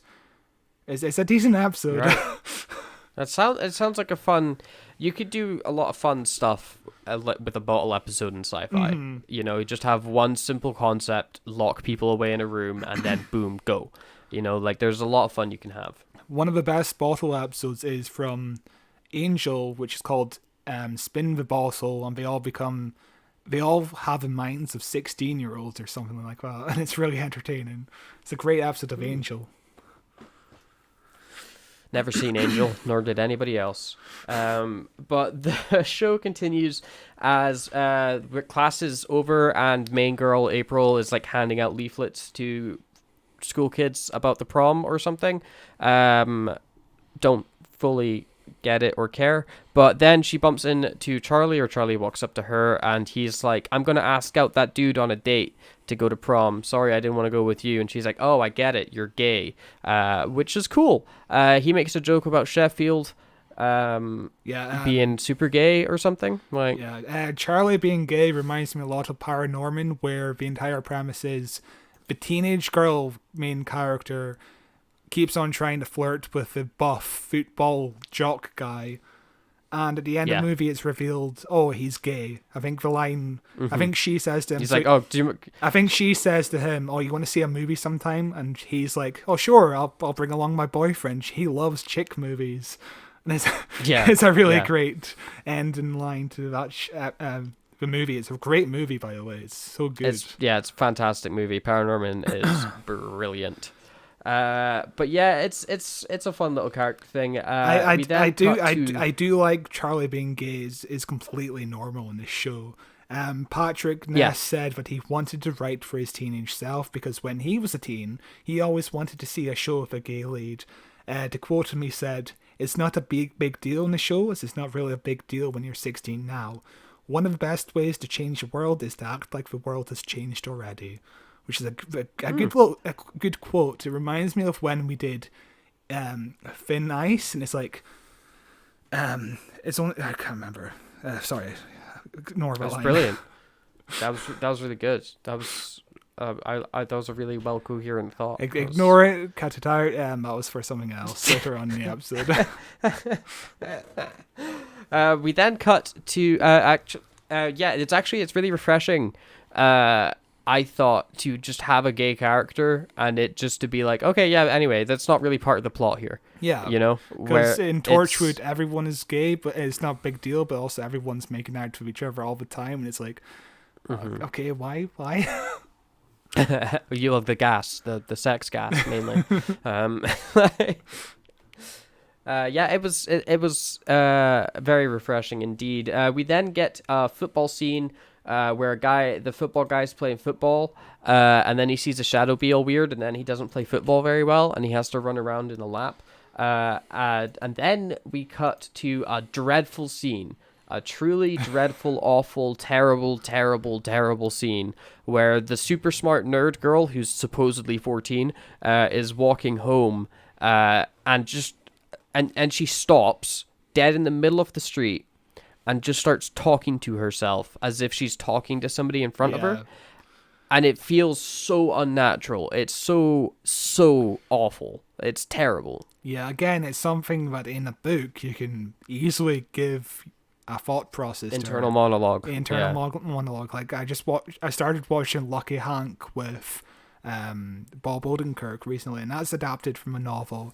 And occasionally they just do monologues, like voiceover narration, because obviously it's adapted from a book, and you need these kind of things in the show to make sense of a story. But here, the characters just stop and talk to themselves. It's something that's only really in like the first half of the show. I think his writing style improves much better in the back half of the show. But yeah, it's really distracting here. It is, and you know, it is always the like trademark of a poorly written piece of TV, because TV is a visual medium. Show don't tell. It's like rule one of writing a screenplay is show don't tell. You don't want to have your characters standing around talking to themselves, because then you're not communicating your exposition well. And some exposition, sure, you have to have it in conversation, but have her be on the phone, have her talking to another character, or have her doing something that shows this. You know, her just chatting to herself really doesn't get anything. She's got like an overbearing mother. Like, why isn't she on the phone to her mum right now? Yeah. You know, like you could throw in a character to make this exposition feel a little bit more natural. Basically, Tanya's like, why would I want to help this nerd out for prom? And she's like, oh, maybe I should help her out. But it's like, maybe April sends her a text or something, and she looks at the text, and she kind of turns back to go back to school to help her out. And she's like, no, I can't do this. And she shakes her head and goes back to the store. Something like that. Something that communicates her internal thoughts. That she's like, do I want to help? No, I don't really want to do this, you know? Like, yeah. But she sees a spooky shadow and she goes running through the streets, and she ends up running into a shop where she buys, like, something. I don't even know what she buys. But as she's doing it, an old lady's like, I saw my husband wanking on the stairs, which comes out of nowhere. And I guess it's just there to be like, this is a funny bit of light comedy, but it feels so out of place. It's easily the most out of place line out of the entire show. There's no other line like this. I don't know why it's here. Makes no sense. Yeah, I have no idea either. Then we cut to another scene, and a scene that feels way too soon, with Charlie going home and the big reveal that he is living with blonde lady, who is, and she's actually his servant, and he's like a prince, and she's not happy with that, but she has to always be truthful to him. She's bound by like an oath or something, and we just get delivered all this ham-fisted exposition. I don't know. Yeah, I understand why they reveal it now, but I feel like it's a better reveal for the end of the episode. Maybe have the entire episode have them kind of look at each other in a way that's familiar to each other. Where you're like, oh, do you guys know each other? Yeah, and they hate each other. And maybe one of them reveals they're an alien, and maybe that's as far as you go. But we get most of their backstory in this episode. Like, most of it is just delivered. In the first 9 minutes. Yeah. Yeah, and it's also them it's them telling each other information they should already know. Like her telling him, I always have to be truthful with you. Like, yeah, he knows that. He's the prince. Explain it. Yeah, exactly. Explain it to another character in like episode 2 when they find out the living situation. Try to keep most of it a mystery for the first episode at least, because if there's a mystery involved in this show, I would want to tune into episode 2 to find out what's going on between the two of them. Have intrigue. Yeah. Intrigue. Drama. It's Doctor Who. Doctor Who is built on mystery, but you give away too many of your cards in this pilot episode, I feel. Yeah. We then continue meeting our characters at home, where we meet the 14-year-old basically being like, you're so smart, you're so smart, and I'm an overbearing mother. Just more of the home life with her. She's an interesting character. I think she's maybe the character I'm most interested in. I don't know why. I don't know why I find her the most interesting out of all of them. Well, if you're the most interested in her, maybe check out episode 3, which was entirely centered on her. I think I'm most interested. I think the prince is my favorite. Oh. I think I like him the most. Interesting. Out of them. But she's probably my second favorite. But can you be a favorite in a show I don't like? The prince reminds me of both the prince and Tanya kind of remind me of Luke from Surgeon Adventures. Tanya is super smart. She's the most intelligent person in the room, whereas Charlie is an alien. He doesn't understand human customs and all that. And neither of them have belly buttons. So. But we then cut back to Charlie and blonde lady as she's like, I killed the alien in the cold open, and I got another kid to do it, and he killed himself because of it. Because we're fighting the shadows. That's what I'm doing, fighting the shadows. And I was like, this feels like a weird place to tell me this information. Why? She's super chill with that kid being dead, I guess. All right. Did the family not care? I guess they say it. Actually, no, never mind. They say really clunkily at the start of the episode, kids are going missing at this school, and everyone's pretending like they're not, which explains away why nobody's investigating the death of this kid. It's the same thing that happens in Buffy. Like, kids turn up dead at school every fucking week, and every character's like, oh, I guess that ruins my Wednesday. Finding a dead kid in a locker, it just ruins my Wednesday. Yeah, I'll be fine tomorrow. I got class tomorrow. I can't be late. Yeah. But we also see the gun prop just after this scene, and it's like a plastic toy. Yeah. It looks super plasticky. That's the thing letting it down. It needs a bit of like metal spray paint or something on it because it looks like rubber. It's a fine design. Kind of looks like a water pistol. It kind of looks like a water pistol. Yeah, it's a fine design. I feel like I bought a prop that looks like it was made out of the same material for a film I made. Well, I was going to make, but COVID happened. But I had a gun that was like this. It just looks so fake. I think I've got prop guns in this room that look more realistic. Yeah, it just looks very lightweight and plasticky, and you can kind of tell where the mold is, and it doesn't look decent enough. The design itself is fine.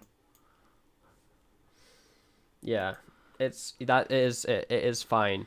But the episode then continues as we're cutting back and forth between April setting up the prom, and the smart girl being on a call with the football guy. And I liked this dynamic. I didn't expect the football guy to be getting tutored by the 14-year-old, and I kind of liked the dynamic they had together, where he was trying to be rude to her, but he's kind of like, actually, no, I kind of think you're like a friend, you know? I thought that was kind of a fun dynamic. And I do like the dynamic of her saying, did you pay my games account yet? Because obviously you can't play video games, so she relies on tutoring him to pay for video games, which is a nice little touch. I do like their dynamic. There's a kind of mutual respect here, and I think there's a line in this episode, or maybe a future episode, where we basically realize we're the only non-white characters, so we kind of connect on a level. But then, of course, the shadow monsters attack, and they attack the girl at the same time as they are attacking the April at the school. Before the shadow monster attacks, April was like, have you been seeing weird shadows around recently? And Ram is like, what do you know about shadows? It's delivered like really sarcastically. It feels like the line should have been delivered like inquiring, you know? What are you aware of the power of shadows? But it's like, of course, he's been seeing weird shadows as well, so he should have been like, what do you know about shadows yourself? What do you mean? Mm-hmm. But it's more like, what do you know about shadows? It's more sarcastic. It's weird. It's just probably just down to some weird direction. And you know? as Ram is watching Tanya get attacked by the shadow monster, he's like, what's your address? I'll call the police. And she's like, I don't know, something with a free in it. It's like, I don't know where you live. I don't understand the line. I don't understand that line either. But away from them and back to April, when she's getting attacked by the shadow monster, blonde lady comes and delivers like a pretty cool speech, where she's like, I am war, I am death, whatever the hell. And then there's a moment where I'm like, oh crap, you could have been like Jodie's doctor. Like you could have easily been like a Jodie Whittaker like replacement if like say things didn't work out with Jodie Whittaker, because she's like, run. And the second she said run, I was like, oh crap, you feel like the doctor. Yeah, it reminds me of Christopher Eccleston's first ever line. Mm-hmm. And of course, the Jodie Whittaker comparison is because she's also a blonde lady from Yorkshire. Blonde lady with like a cropped haircut. Yeah, and she's from the same place as Jodie Whittaker, so... Yeah. Do you think Peter Capaldi, the 12th Doctor, saw Miss Quill and was like, I kind of like your look. And that's why he regenerated in Jodie. It wouldn't be far off considering that Matt Smith regenerated into Capaldi, because he was like, who was that one dude I kind of liked back in Pompeii? Who was that one dude in Torchwood that killed all those people? Yeah. That'll remind me to be a good man. Yeah, it's probably, you could fan fiction it to be that's the reason. You could easily say that. But it continues on as blonde lady gives a gun to April, telling her to shoot the monster. But this will of course kill April, unbeknownst to her. Charlie comes out of the shadows and is like, don't do it, and pushes the gun at her hand as she fires, causing it to miss both the shadow and her. The shadow gets away and stops attacking both April and the smart girl. Why were they attacking the smart girl? Does that get explained? Have I just forgotten? I think it's just because it's just main character syndrome. They attack main character, so like, there's no real reason they should be in her house attacking her. And just thinking about this scene reminds me of one thing that bothers me about Buffy. Like, who allows everyone to be at school this late at night? It's like 11 p.m. or something, and April's just in the gym room writing a prom sign. She could have easily done that at home or during the day, during her lunch hour or something. Mm-hmm. And Miss Quill is still here apparently. Who gave who has the keys? Who has the keys? There is an extremely well, to be fair, Peter Capaldi is the caretaker of the school, isn't he? Well, not anymore at this point. Did they? Maybe they just didn't replace him. Maybe he's still on payroll. That's another thing we haven't discussed. The school went through a big renovation during the time between Series 9 and Class. And also, is it an academy now instead of a primary school? Yeah, it's no longer a school for little kids. It's a school for teenagers. Which, like, to me, maybe just like, why didn't you just make it like Coal Hill Academy, which is like across the street from Coal Hill Primary? Why does it need to be the exact same school? Why? What place changes a primary school to a secondary school? Yeah, just like over the span of a year, where do all the primary school kids go to? Like, yeah, so strange. It is strange. I get them wanting to have teenagers because they want to do this gory show, and doing a gory show with kids. Cool idea. Great. I would love that. That would be amazing. But I feel like it would be really hard to make. Yeah. But I kind of would love a extremely violent show where the main characters are kids. I guess that's kind of like a Stranger Things, but Stranger Things kind of that's more like horror and less gore. I just kind of want like pure gore, like Saw. But yeah, I don't understand the logic behind it. It doesn't, like, you can move past it pretty fast. Because the show moves past it really fast. They're like, oh, the school got renovated, and then they never talk about it again. Yeah, the only time I'm thinking about it is when Peter Capaldi comes and he's like, I used to be a caretaker of this school once. Is it technically the same school? The building is completely different and it's for different students now. Like, if you change the broom handle and the broom brush, is it still the same broom? Yeah. I don't know. If a tree falls in the woods, does anybody hear it? We can just say all sorts of riddles. If you advertise BBC Free show on BBC One, will anyone see it? Yep, exactly. But then we end on a very funny joke with the smart girl's mum coming in being like, what's all this noise? Oh, you're talking to a boy, are you? Ha, tut tut tut. Doesn't really explain why she's rolling around on the floor screaming. No, but don't worry about it. So the episode continues as we begin an extremely long,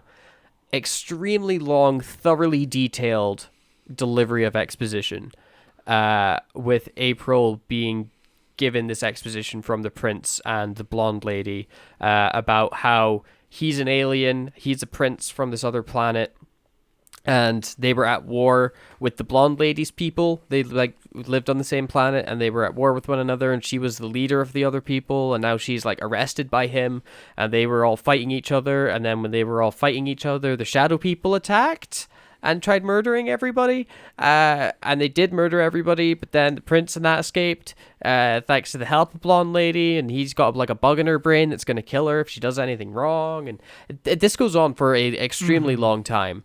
Just before that, we get more exposition about what the shadow monster is. He's the Shadowkin. Well, he's a king of a Shadowkin, which I fucking hate that name, because king and kin are two similar words. So whenever they meet another species of a Shadowkin, it can easily get confusing. Are we talking about the Shadow King or the Shadowkin? Yeah. And it's the really... Shadowkin king. Yeah. Why specify why not just be like, you're the Shadowkin leader? Yeah, exactly. You're the Shadowkin overlord. Like, just choose a different name. But the Shadowkin King is played by Paul Mark Davis. He also played the Trickster in Sarah Jane Adventures. He was in the Doctor Who episode Utopia, and he was also in the Torchwood episode Exit Wounds. He is the only actor to appear in Doctor Who in all 3 official spin-offs, which is cool. Yeah, busy guy. But yeah, this is where we find out the hearts between the Shadowkin King and April are connected, like it's Kingdom Hearts, which is... It is Kingdom Hearts, yeah. Their hearts are connected because April's heart is so pure and full of light, and his heart is so dark and full of darkness, and their nobodies are like fighting in the Kingdom Door Moon. It's turned into Kingdom Hearts, which, much like Kingdom Hearts, this gets really dumb. Which, to be fair, this is not the last time Doctor Who will turn into Kingdom Hearts. Because it happens in Doctor Who Flux as well, when they're like, time is the time of the time, and the planet time with time, it was melted by time. Obviously the whole thing between April and the Shadow King's heart being connected is something that carries throughout the entire series, and it's something I'm not entirely sold on. I kind of like the idea of her being connected, but I don't like the heavy metaphors of her being pure of heart and all that. I feel like there could have been another way to get the two characters connected. It's just too heavy of a metaphor, in my opinion. Why not just make it that, like, he tricks her, where like he gets her alone and he's like, help me, you know, I need your help, I'm being hunted, and she's like, oh my god, what's going on, who are you, how is this an alien? And then he like pokes her with something and he's like, ha ha ha, you're now my vassal, like I control, like we're now connected, you know, like he just lures her in to trick her, rather than this mysterious pureness just gotten in with the darkness and they're connected because we need them to be connected in the script. Yeah, and there's later on, there's like, I think it's like episode 4 or 5, where the Shadow King kind of becomes nicer, and his girlfriend is like, oh, you're becoming too soft, while April is becoming meaner to people. She's able to kind of manifest swords out of her hands, and she almost kills her dad, which is right. Episode 4 and 5 is like a two-parter, and it features April's dad, and it's a decent two-parter. There's too much going on. Again, I feel like every episode in the show there's too much going on. There's too much exposition, or things are too rushed to really get enough characteristics out. It's a weird show. There's enough good ideas in this show I like, but it's just there's not enough time to focus on all of them. Mm-hmm. Yeah, I get that, but which I think is, you know, the downside to their only having 8 episodes. Yeah, but and them trying to cram as much story in as they possibly could. But I do wonder if the 13 Big Finish adventures are able to, you know, fill in some of the gaps, explain some of the plot holes or things like that. But yeah, to cut forward to the scene where the Prince and Miss Quill are explaining their background, it's way too much exposition, and it's something we've criticized, you know, the Chibnall era for at the end of Timeless Child, where the Master is giving exposition. But at least this scene has reaction shots from April, and there's funny intercutting, like she's imagining the story playing out in front of her, but everyone is like in school uniforms, and there's a line where it cuts back to her and she's like, I think I really hit my head. Yeah, I really like the getting the flashbacks from the character's point of view rather than just the flashbacks as like they are 100% accurate. Getting it from the character's point of view is a really fun twist on the way of doing flashbacks, where everybody is students and everybody looks like humans. There's like a fun joke where she's like, wait, do you guys look like humans normally, or do you look like aliens all the time? And they're like, oh no, we definitely look like humans. And we get like a really quick cut of seeing what they actually look like, and they're like these weird bug people. Yeah, which is really funny. But if you pause on that, the costumes don't look great. I don't like the design. Which I get.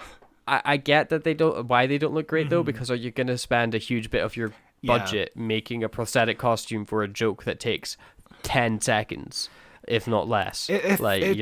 That's a big cost for a small joke. It feels very Family Guy-esque, doesn't it? Just that one random cutaway gag that must have cost thousands of pounds. So much. Yeah. For a literally blink and you miss it joke. Yeah. Because I missed it the first time I saw this. But yeah, this exposition scene goes on for an extremely long time. But the editing for it is like decent enough and it keeps you entertained, but you start to feel how long it goes when they cut back and forth for like the 10th time, and you're like, are you still talking? Yeah. There is too much revealed in this scene. As I said, I feel like you could sprinkle a bit more information out in other episodes, you know. By episode 4 we could find out all this, but instead it's all revealed in episode 1. There's not much intrigue again. There's nothing I want to tune into episode 2 for, except I did tune into episode 2, so I guess. Yeah, exactly. That was my issue when I got to the end of this episode. I was like, they didn't make me want to watch the next one. Yeah, like You know, there was the only question that's left at the end of the episode is what's going on in the cabinet. That's really the only question. Yeah. Yeah, but after the exposition scene, it's now time to get ready for prom, as we are cutting to... Actually, before we're getting ready for prom, there's there's more bad exposition. You didn't even mention the blue box in the room, the blue elephant, if it were. The blue box in the room? Oh, yeah, the TARDIS that comes to save them. Yeah. The exposition bored me. But yeah, they're like, we got saved from the shadow by the TARDIS. But the most interesting part is when the TARDIS shows up, it's old school Doctor Who theme song kicks in. Yeah, it's the chorus of people. Doctor theme. Yeah, going which is it's a goosebump song. Yeah. Like, it's a song that makes me go, oh boy, this is exciting. It's iconic, and but also very weird for them to use this song. It's like the end of when Jodie Whittaker regenerates. The first thing we hear with her on screen is the Ninth Doctor theme. It feels so out of place. Yeah, but for this, at least I can fan theory it as they are met by the Ninth Doctor, maybe in a Big Finish episode. Yeah, but I guess... Because, you know, we never see the Doctor in his TARDIS, we just see the TARDIS. We see Capaldi later on and they recognize him as the Doctor, but I guess they could they have this, like, continuing relationship with the Doctor, because Lady phones him later, being like, hey, this thing's going on. So, you know, it's basically implied that it's supposed to be Capaldi that does it, but I think they leave enough vagueness, and the use of this song makes you think, oh, maybe it wasn't, which makes you a little bit more interested in knowing about them, I think. That's fair, yeah. I buy it. But then we got to everybody in bed looking up at the stars somehow in London. I wonder, they must be such a long commute to get to school if they're that far out in the countryside from London. Yeah, London, one of the most polluted cities on the planet. Famous for a great view of the night sky. But then we cut to a scene where they're in school and they're in class, and April turns to the footballer and the 14-year-old and is like, when you're at prom, just keep an eye on your shadow for me, okay? And it's like the most insane, out of the blue, clunky way to get these characters involved in the story. Because they need to learn that the prince is an alien, and they have no reason to ever suspect that or bring it up before the prom.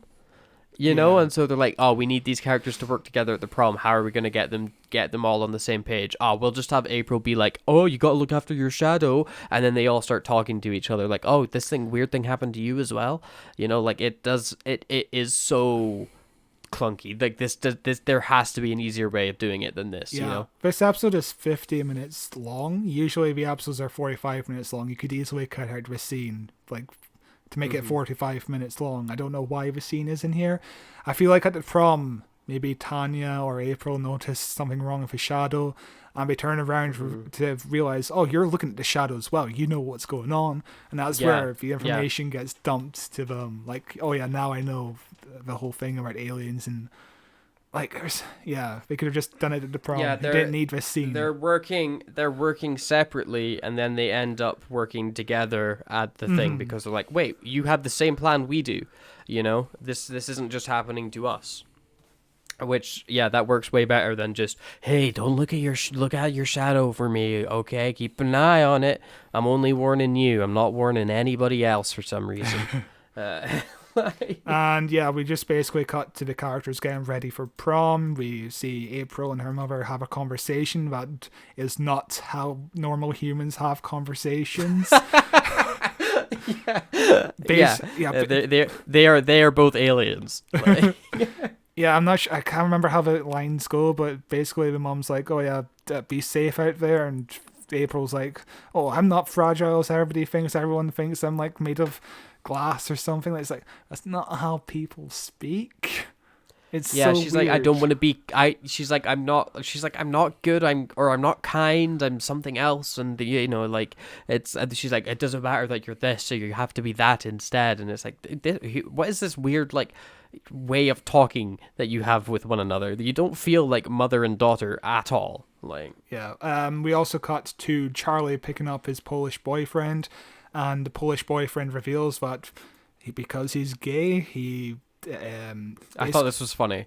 Like, he comes out of like a screaming house where his like his family are like constantly arguing, and Charlie's like, well, how's your night been? And he's like, oh, well, my deeply religious family are really happy that I'm going to prom with a boy, so it's been lots of fun. Yeah. I thought that was really funny. Like, I'm surprised we don't really touch on this element between him and his family much more throughout the series. Again, he's kind of a main character. He's in every single episode, but he doesn't really have much character moments. I think there's like one episode where he reveals that he has to when he was a kid, he had to reveal he was gay to his grandma, and his grandma was disappointed or something. Later on in the series, I think he winds up homeless, but it's like a throwaway line. It feels like there could be more to the storyline, but there's not really too much to it. We also cut to Ram and his dad, and the dad gets a funny line of he thinks the Uber driver is his son's girlfriend's personal driver. yeah, which is funny. He also gets a great line saying, "Don't abuse the word literally. It's a good word which young people squander," which I relate to. I think you're literally wrong about that. And then it is finally time for prom, and we come in, and there's like a bunch of weird signs everywhere, which I thought were like kind of fun, I guess. Yeah, one of the signs says, "You might die tonight. Try not to be stupid." Yeah. We missed out earlier. But basically, April thought maybe we should cancel prom because the shadow monster says he'll come for us tomorrow night. And then Charlie's like, "Nah, it's better to die. Let's kill everyone. Yeah, it's better that everyone dies at the same time than we just die by ourselves. It's better that we endanger everybody's lives." And especially like nobody's aware of what's going on. At least if you were part of it's so stupid. I hate it. And also, what I hate about this scene is the shit music. Yeah, it is bad pop music. That is on. But everybody basically starts coming into prom one at a time, and they all have little chats with one another. There's a moment where they really big up the football guy and his prom date coming in, where like the main cast all look at them like, "Oh my god, they're so pretty. Look how well they're dressed." And I don't get it. They're dressed the exact same as everybody else. Everybody's dressed extremely formally. Like, it's not like these guys came in like full ball gowns, like they're like a king and queen, you know, and they've got like a huge flowing dress, and they're just wearing the same regular suit and dress everybody else is. But it does give Charlie the best line of the episode, where he notices his date looking at the footballer, and he's like, I'm dressed nicely as well. It's a great line. It's probably the best line of the episode for sure. And there's also a weird line where the footballer's Ram's girlfriend is like, "I'm going to go to the toilet." And then Ram is like, "I'm going to follow you." And then she's like, "Okay." Yeah, she's weirded out by it as well, but she's just like, "Okay, I guess you could come."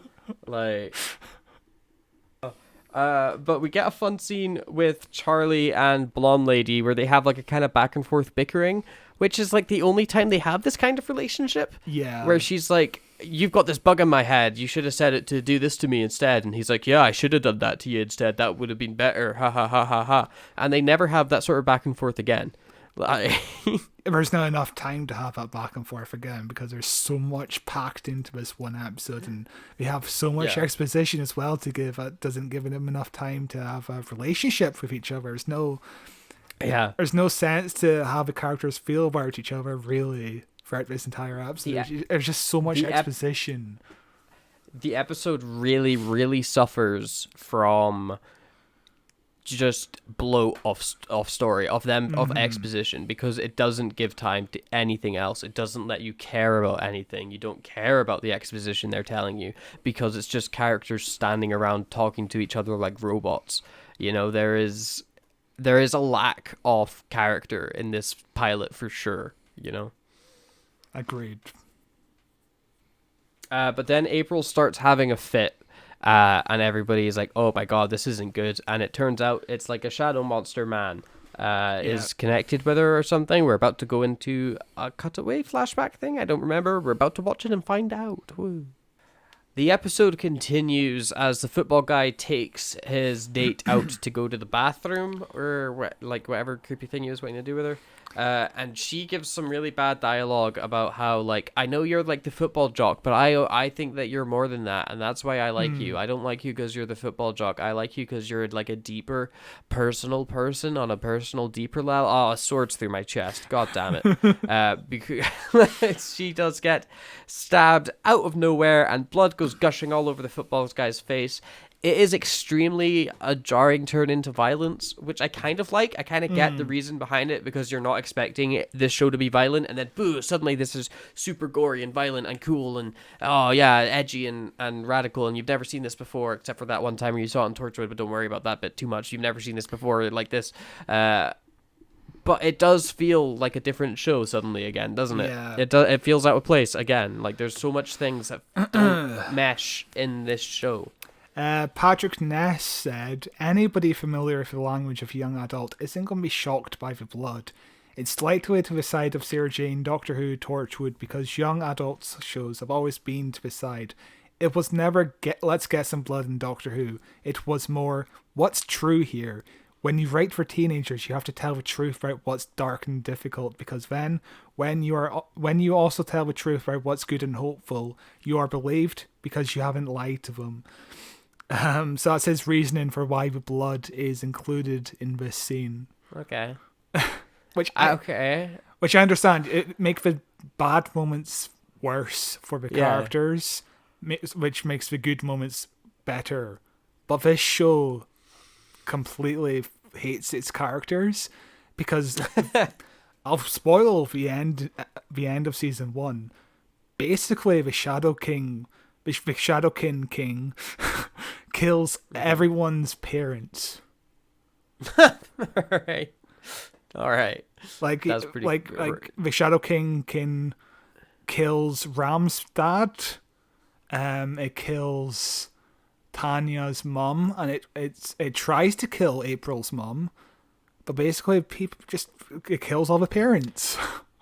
Maybe they were gonna do, like, in season 2, they were gonna like undo all the deaths or something. I don't know what they were I don't know, but and also the ending episode also has like a million other subplots to go over, and it kind of gets glossed over that all the parents just died. The end episode is just rushed, and it feels like 2 episodes, 3 episodes, 4 episodes in one. Amazing. But what I do like about this subplot is the following episode follows Ram just basically trying to deal with trauma. He kind of cuts himself off of the other characters because he's just so depressed. And at the end of the episode, he kind of opens up to his dad about what's really going on, which is obviously important to show in a TV show aimed for teenagers, because we live in a world where there's like Andrew Tate's basically saying, you're weak if you're depressed. If you're depressed, just work out, and just all that kind of shit. Depression isn't a real illness.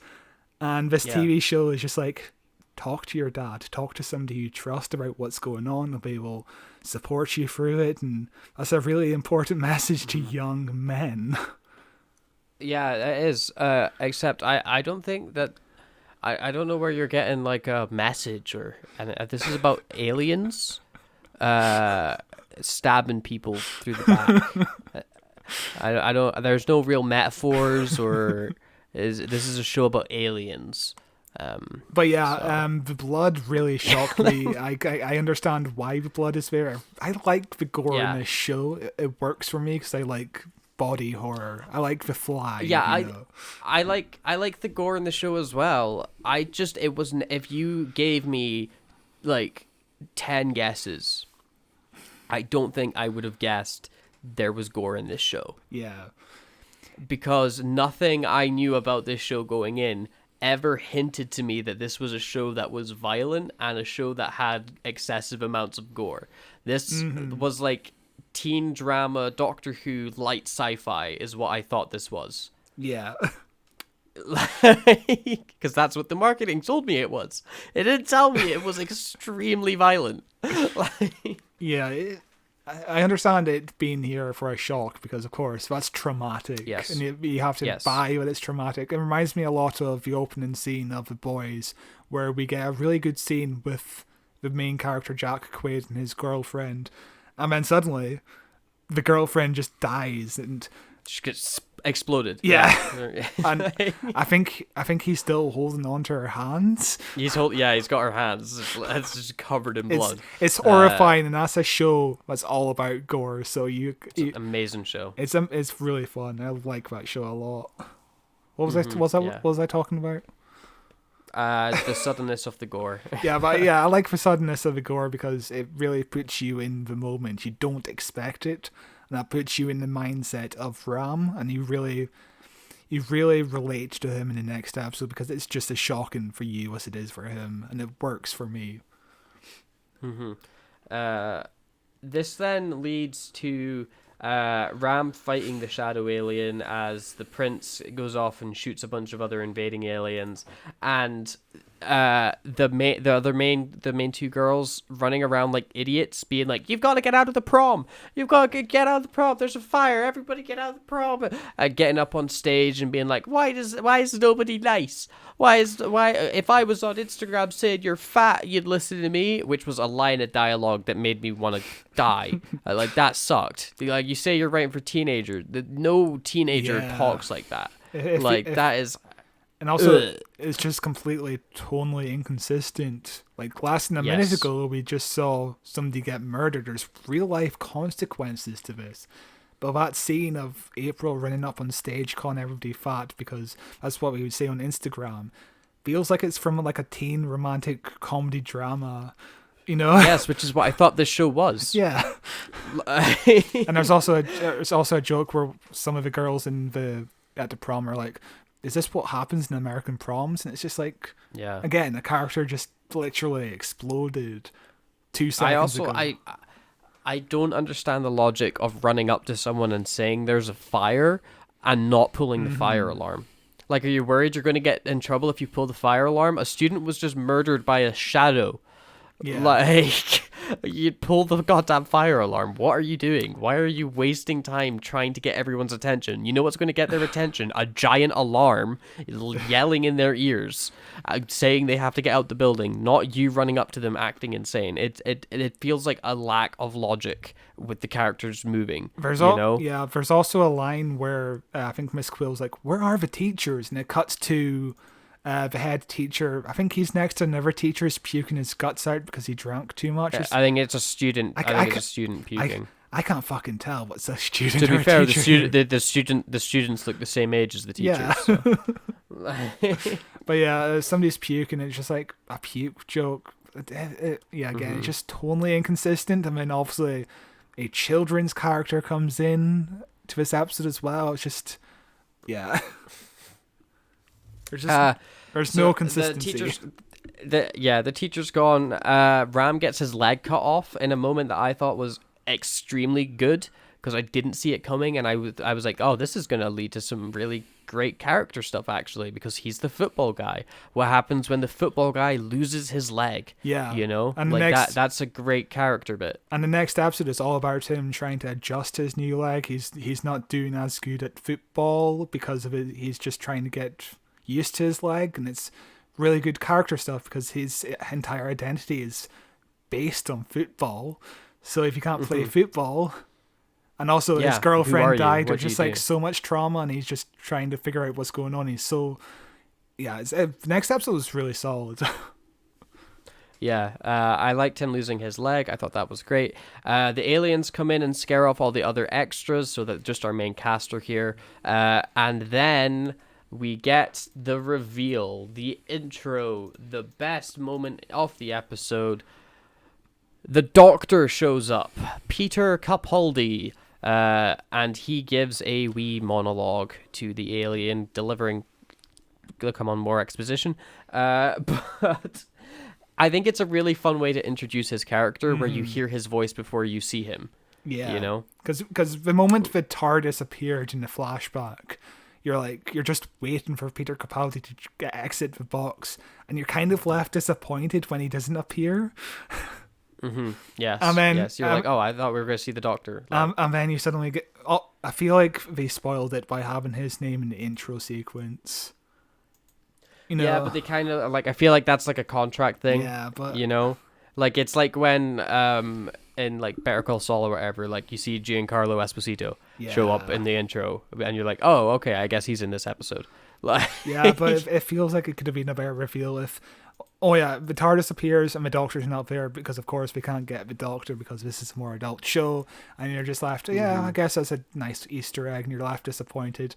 I mean, suddenly the Doctor appears 12 minutes later, and you're like, holy shit, yes! You're like... Yeah, I know, it would have been great. I still think you get that moment when you just hear Capaldi's voice, but maybe not as big as you could have got if it was a pure surprise. But just thinking of people's names in the credits, did you notice the really weird credits on this episode? No. At the end. At the end, the first page of credits has like everybody's names listed, and then Peter Capaldi's name, but like really big at the bottom. I'll have to keep an eye out.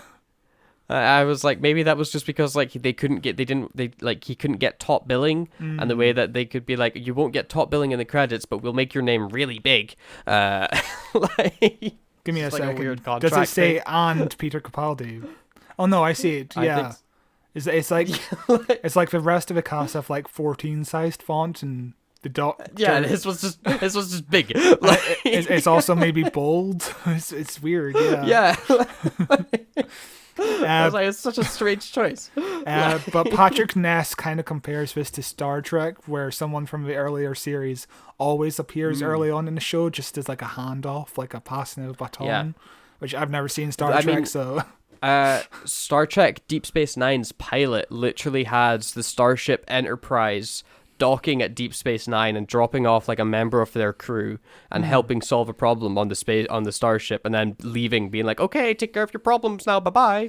Then you're left on Deep Space Nine. It's a great way to transition from those shows, from Enterprise into, or Next Generation into Deep Space Nine. It's very fun, yeah.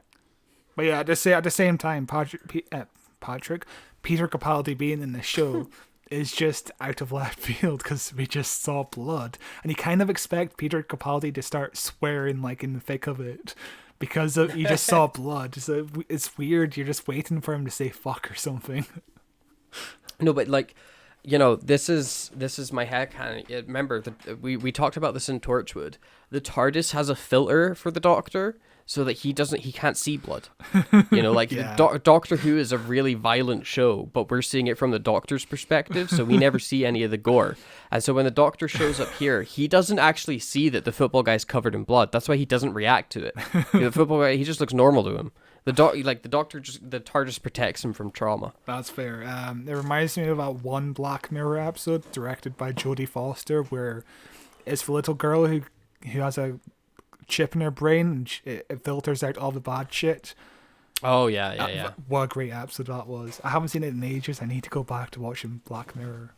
Such a great show. Yeah, I'm looking forward to when that new season comes out eventually in like 20 years time. It is a good show though.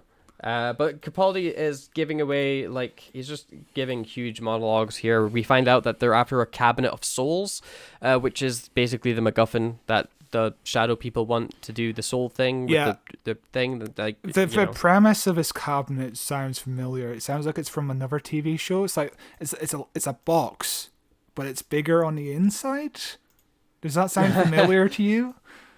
Never heard of it. It's on the tip of my tongue. I can't think of it. I feel like we've seen a TV show for EastEnders? EastEnders. Was it EastEnders? Maybe. But then they end up getting rid of the shadow monster by being like, haha, you're super weak to light. And they turn on all the lights and they hurt them, but not really hurt them enough. And you were like, there's still loads of shadows on the floor, which is true. Yeah. And I find the way they get rid of the shadow monsters so unsatisfactory, but I guess it's because they come back again. But like the way that they get rid of them, where they chase them down the hallway and then the football guy hits him with a chair and he falls into the portal and the Doctor stitches it up. What a crap way to defeat your enemy in the episode. Yeah. It's like, it's so underwhelming where they're just like, okay, we got rid of you, we locked the door, bye, ha ha. Like, nothing is resolved, which I guess you don't want things to be super resolved in a pilot episode, but they never, like, they have like one line where the Shadow King is like, I'll kill you, I'll come back for you. Yeah. You know, but I didn't believe it. I was genuinely surprised you said he came back. I was like, oh, Yeah, okay, the nice. Shadow King doesn't come back till episode 4, so it kind of makes it feel like he's a bit of a coward in this episode. Because you won't be able to see him for like 2 weeks at this point. Yeah. But they've defeated him, and would you believe there is still somehow 10 minutes left in this episode? The enemy is defeated, and there is 10 minutes left. They have solved the problem of this episode, and there is 10 minutes left. Yeah. It's painful. Yeah, the fire brigade arrives and they walk out of the school with the head teacher, and the school is still open for the main characters to sit around. Yeah. And they all sit around us. Peter Capaldi's like, what if we made a TV show? And we made that TV show set in this school, and you guys are all fighting the aliens, and the blonde lady, she'll be like your mentor, and you're all fighting the aliens because I'm not going to be here. He's just explaining the premise of class to us, which I thought was hilarious, because he didn't need to do the scene at all. You could have just had him leave. Give the robot leg, fight the aliens, bye. And then Peter Capaldi's like, oh yeah, what if there's like a portal and monsters come out of it? And then the character's like, oh yeah, this TV show sounds a lot like Buffy or The Vampire Diaries or Once Upon a Time. Yeah. It's, don't worry too much about it. And of course there's he looks at the board of people who recently passed away, and it's Clara Oswald and Danny Pink, which is a nice little touch. Mm-hmm. There's also W. Tardif, which is very close to TARDIS. And there's also Susan Foreman, who I guess would be dead to the people at Coal Hill. Like, whatever happened to her. No idea. There's also W. Pickle, which is the funniest thing I've ever read. And there's Jay O'Brien, famous for being an engineer on Star Trek. Right. I feel like there could have been more. Like, I like the little, like, there's like 3 Easter egg names here. Yeah. I feel like you could have squeezed quite a lot of, like, just because it's like a blink and you miss it. You could have done lots of little Easter eggs here. It feels like a missed opportunity. Yeah, like, why not include like a Sidney Newman reference or Verity Newman or Peter, well, I guess Peter Moffat would be a bit too on the nose.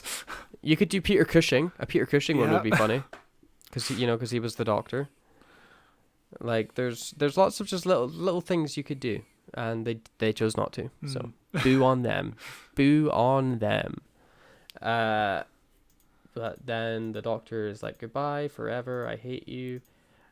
He has a really weird goodbye speech, don't you think? Yeah, where he's like, it will be hard, but not as hard as media study. Well, it's going to be media studies is a waste of time, basically. Yeah. Like, which is such a strange line for the last line the Doctor to say. I guess they were trying to go out on like a joke, like the joke falls flat. I know maybe we're just being a little bit upset because we both are media studies students. Or we were media studies students, and we're like, why are you insulting us? But at the same time, I get it.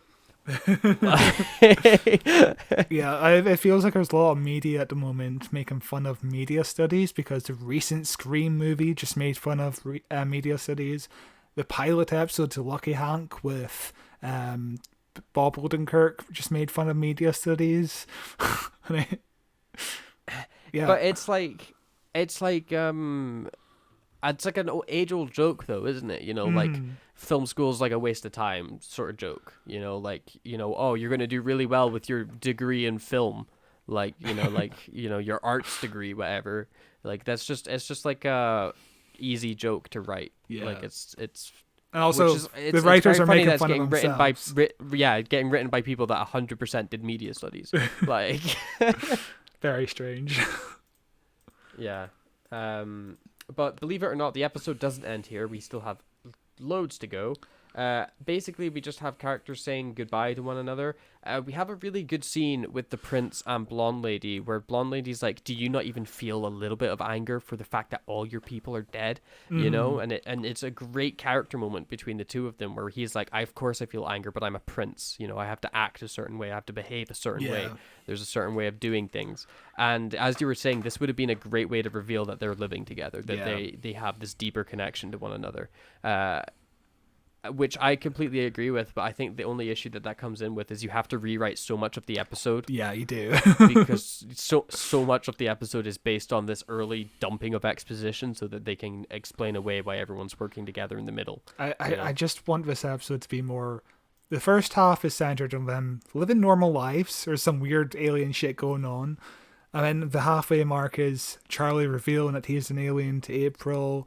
We don't know who Miss Quill is yet, but we kind of look at each other across the room and it's like, they hate each other, but we're not sure why they hate each other. There's something going on here.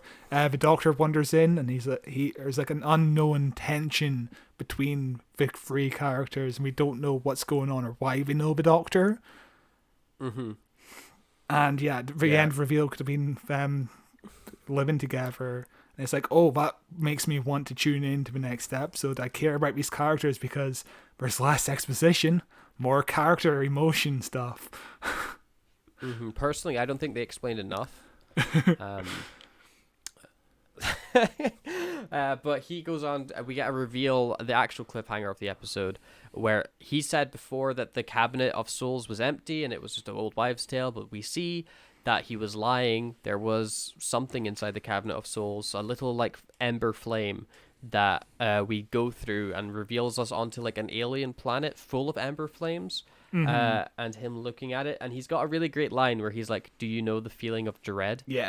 Which I think is that's a banger of a line. That's a great line. It's him kind of talking to himself, but he's also talking to all the souls in the box, so he can kind of get away with that. It is a great line. Do you ever know the feeling of dread?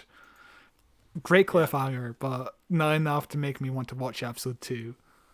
No, not enough. But that is the end of Class episode 1. My God, it took a while for us to get here.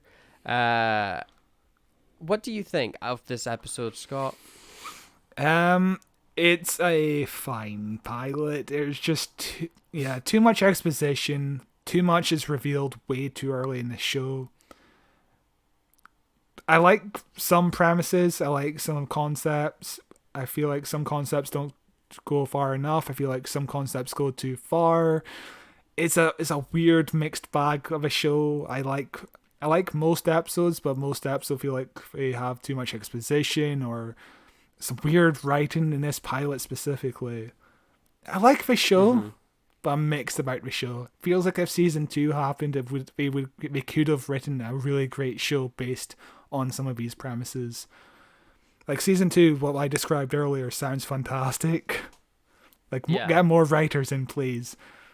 Surprisingly, season 1 is varied in what kind of stories they can tell, which is surprising because it's the same writer, and you would expect it's all set in a school, but it's not, which is interesting.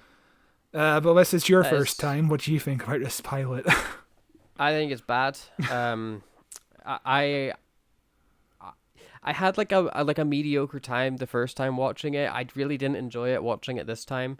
There's just like, I feel like it's not written well. And I think that's what's letting it down. I think episode 1 needs to be written better. I feel like they're way too worried about exposition and not delivering exposition properly and trying to rush getting out like, okay, this is our character, this is what we're doing, this is how everything's going, because they've only got 8 episodes and because they want to do so many other things with those 8 episodes, they have to get all this information out into episode 1, and it makes everything feel super rushed and makes you unable to connect with any character on a level other than, you made me laugh with that one line. You know, like I don't care about any of these characters. I have ones where I'm like the Prince. I'm like, oh, you're kind of interesting, and the football dude, that's a fun concept for a character. Like I'm kind of curious to see where that goes. But that's 2 characters out of a cast of like 12. You know? Yeah, I think the biggest problem with this pilot is it's written by a man who is an experienced writer, but he writes for books, which is an entirely different medium. And it feels like he just doesn't know how to write for TV that well. For screen. He definitely improves once the series moves forward. I think he starts to get better, but this pilot just feels like too much exposition. Like you can tell exposition in a book, but on TV you have to show exposition. Yeah. Even then, like you have to be clever with it in books because it can get really boring if you just have paragraph after paragraph after paragraph of and then this happened and then this happened and then this happened and then this happened and then this happened. You know, like that just gets boring. That's one of the reasons why reading the Silmarillion is so goddamn hard, because it's just goddamn lore. You know, like I want character stuff, I want conversation, I want drama. And where do you get drama from? You have conflict. How do you have conflict? Is you have people with opposing goals, you know, which they have in this, but nobody has conflict because they're too busy explaining their opposing goals to one another, you know? Can I say something that really bothers me about other episodes? There's an episode where they kind of go into the Shadow King's realm. They're like standing around the world, and 2 characters, there's like an army of Shadowkins approaching them, and 2 characters just stand around for 3 minutes talking about their love for each other. And that's something that in young adult novels and shit that really bothers me. Just it bothers me about the Chibnall era as well. Too much. There's a time and a place to talk about character relationships, but when there's like an army approaching you, like, you understand what I mean? I get what you're saying. I think the logic behind it is it's like they're facing like death, and so now's the time for their final confession sort of deal. You know, where it's like, you know, oh, I could die after this. I don't know how this is gonna go, so I need to get this off my chest. I need to tell you how I'm feeling, sort of thing. But I get that, you know, it is also a trope that is used all the time. I still don't know what I feel about Class. I kind of like it. I kind of don't. Does that make sense? I think it's a love-hate relationship. I think it is. It's very understandable why it only got 1 season. You know, just off the basis of this pilot, I completely get why it only got 1 season and why it didn't maintain an audience throughout its run. Because who is its audience? I don't even think the show knows. Yeah. I don't know who it's trying to appeal to. And I think if you're watching this episode, you're like, oh, there's bits of this I like, but then there's bits of it I don't like, and it kind of feels all over the place, and I can't connect with anything. And I feel like everybody would have the same reaction. Yeah. Maybe they would relate to different parts I'm relating to, but they're gonna still be like, it feels jank. It feels like it doesn't like know what it wants to be, and I'm gonna go watch a different show that does know what it wants to be and actually appeals to me. You know? Because like this is like, if you're a Doctor Who fan, what are you getting from this show? The Doctor showed up in it. It's kind of like Torchwood, I guess. And there's aliens, I guess. If you're not a Doctor Who fan, what is there in this show that appeals to you? Teen drama, I guess, kind of, not really. Yeah. Like, you bringing up Torchwood kind of reminds me. It feels like season 1 of Torchwood where it's not sure what it wants to be. Like, its idea of being adult is, let's write an episode about sex gas or a sexy cyberwoman.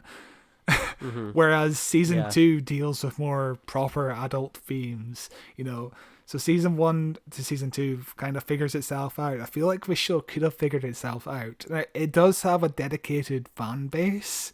Like, it's very small, but cult fan base, yeah. Obviously, it's big enough to get like Big Finish involved with the franchise. I do wonder what those Big Finish stories are like. I wonder how the writing is when it's under different writers and different concepts, and I wonder if they improve the series in retrospect. I don't know. I also think maybe, do you think it gets let down by having such a generic sounding title? Yes. Like I searched when I was trying to find the air date for this. I typed up Class into Google. I typed Class TV show, and I got recommended a Netflix TV show called Class. I didn't get recommended the Doctor Who TV show. I had to specify class Doctor Who. Yeah, with Torchwood, they spent an entire season dropping the name Torchwood in Doctor Who. With the Sarah Jane Adventures, Sarah Jane is a popular character from the show. Class just sounds like any generic. Why don't you could call it like Coal Hill or something? Like tie it in to Doctor Who in a way. Yeah. Rather than just class, because class is generic. It could be about anything. Yeah. The Adventures of Miss Quill. And even when you're looking at the thumbnail on BBC iPlayer, it's not clear enough it's a Doctor Who spin-off. I think the first line in the description is from the makers of Doctor Who or something, but... Doctor Who spin-off series, full stop. Yeah, it wasn't really advertised that well. I feel like it could have found a bigger audience if it was more advertised, but we'll never know. Yeah, it says Coal Hill teens protect London from monsters in this drama from the universe of Doctor Who. Like, that doesn't sound like the show I just watched. I can't think of a good title for this show, because even Coal Hill School, like, what is Coal Hill? Most Doctor Who viewers wouldn't really get that title. Yeah. Because I know Clara worked in Coal Hill, but most people don't know the name Coal Hill. But maybe that just plays into more the show has an identity problem. Because you don't know what to call it. And that's why they just called it class, because what else are they going to call it? It's a class of students. Yeah, I'll just call it class. Like, it's a difficult show to talk about. I wonder if we'll ever cover more episodes. If we do, I imagine it would be like a Patreon series if we ever open a Patreon. But... Yeah, it was fine. It was fine. It wasn't as bad as I was expecting, but at the same time I wasn't really surprised by anything. I think I liked everything I thought I was going to like, and I disliked everything I thought I was going to dislike with it. Yeah. But we have been recording now for a very long time. Yeah, almost 3.5 hours. So I think it's time to wrap this episode up. Thank you very much for listening. Next week we will be looking at... Do you know? Genesis of the Daleks. Yes, we're back to our chronological look at each Doctor. This is our first Doctor Who episode in a long time. Feels like. Yes, it is. But yeah, Genesis of the Daleks, one of the most iconic episodes of the show. So I'm looking forward to it. I'm looking forward to it as well, to experience it for the first time. Very much looking forward to that. In the meantime, please leave us a review on whatever podcast app you use to listen to this. It really helps get the name of the show out there and gets more listeners listening into it. And I might read your review out on the show if I can find it. Please do that. It helps the show out quite a lot, actually, just because of how algorithms work in recommending podcasts. More reviews you have, the more that it knows that we're actually producing a good show that people enjoy listening to. So please, if you can, leave a review. I would very much appreciate that. But you can find this podcast, if you are the first time ever listening to this, in audio form wherever you listen to podcasts. We are on Apple Podcasts, Amazon Music, Podcast Addict, Spotify, everything. There is a heap of links in the description. We're also available in video form on youtube.com at Who Watches Who, where you can find all of our podcasts in video form if you enjoy looking at our, or at least I should say my sexy face and Scott's disgusting eyebrows. If that so fancies you, you can also find us on Facebook at Who Watches Who, on Twitter at Watches Doctor. You can find me on Twitter at Cloth223, and I think that's everything I need to cover. Send us an email at whowatcheswhopod@gmail.com if you want to, or leave a comment down below on YouTube with your thoughts on Class. I'd be very curious, actually, to people's opinions on this show, if anybody actually watched it, or if we have a fan of Class out there. Yeah, if you're a big fan of Class, I'd love to hear your opinion. And who's your favorite character? Mine is Miss Quill. Mine is definitely Miss Quill. Like, did you hit your head as a kid? Why is this your favorite show? That's what I want to know. And I'm being But yeah, send us an email, whowatcheswhopod@gmail.com, and we will be back next week with Genesis of the Daleks. With Phil Collins as a guest. Oh, wow. Yeah. From Genesis. Damn, that's news for me. Jesus Christ. Right. Bye. Bye. Bye.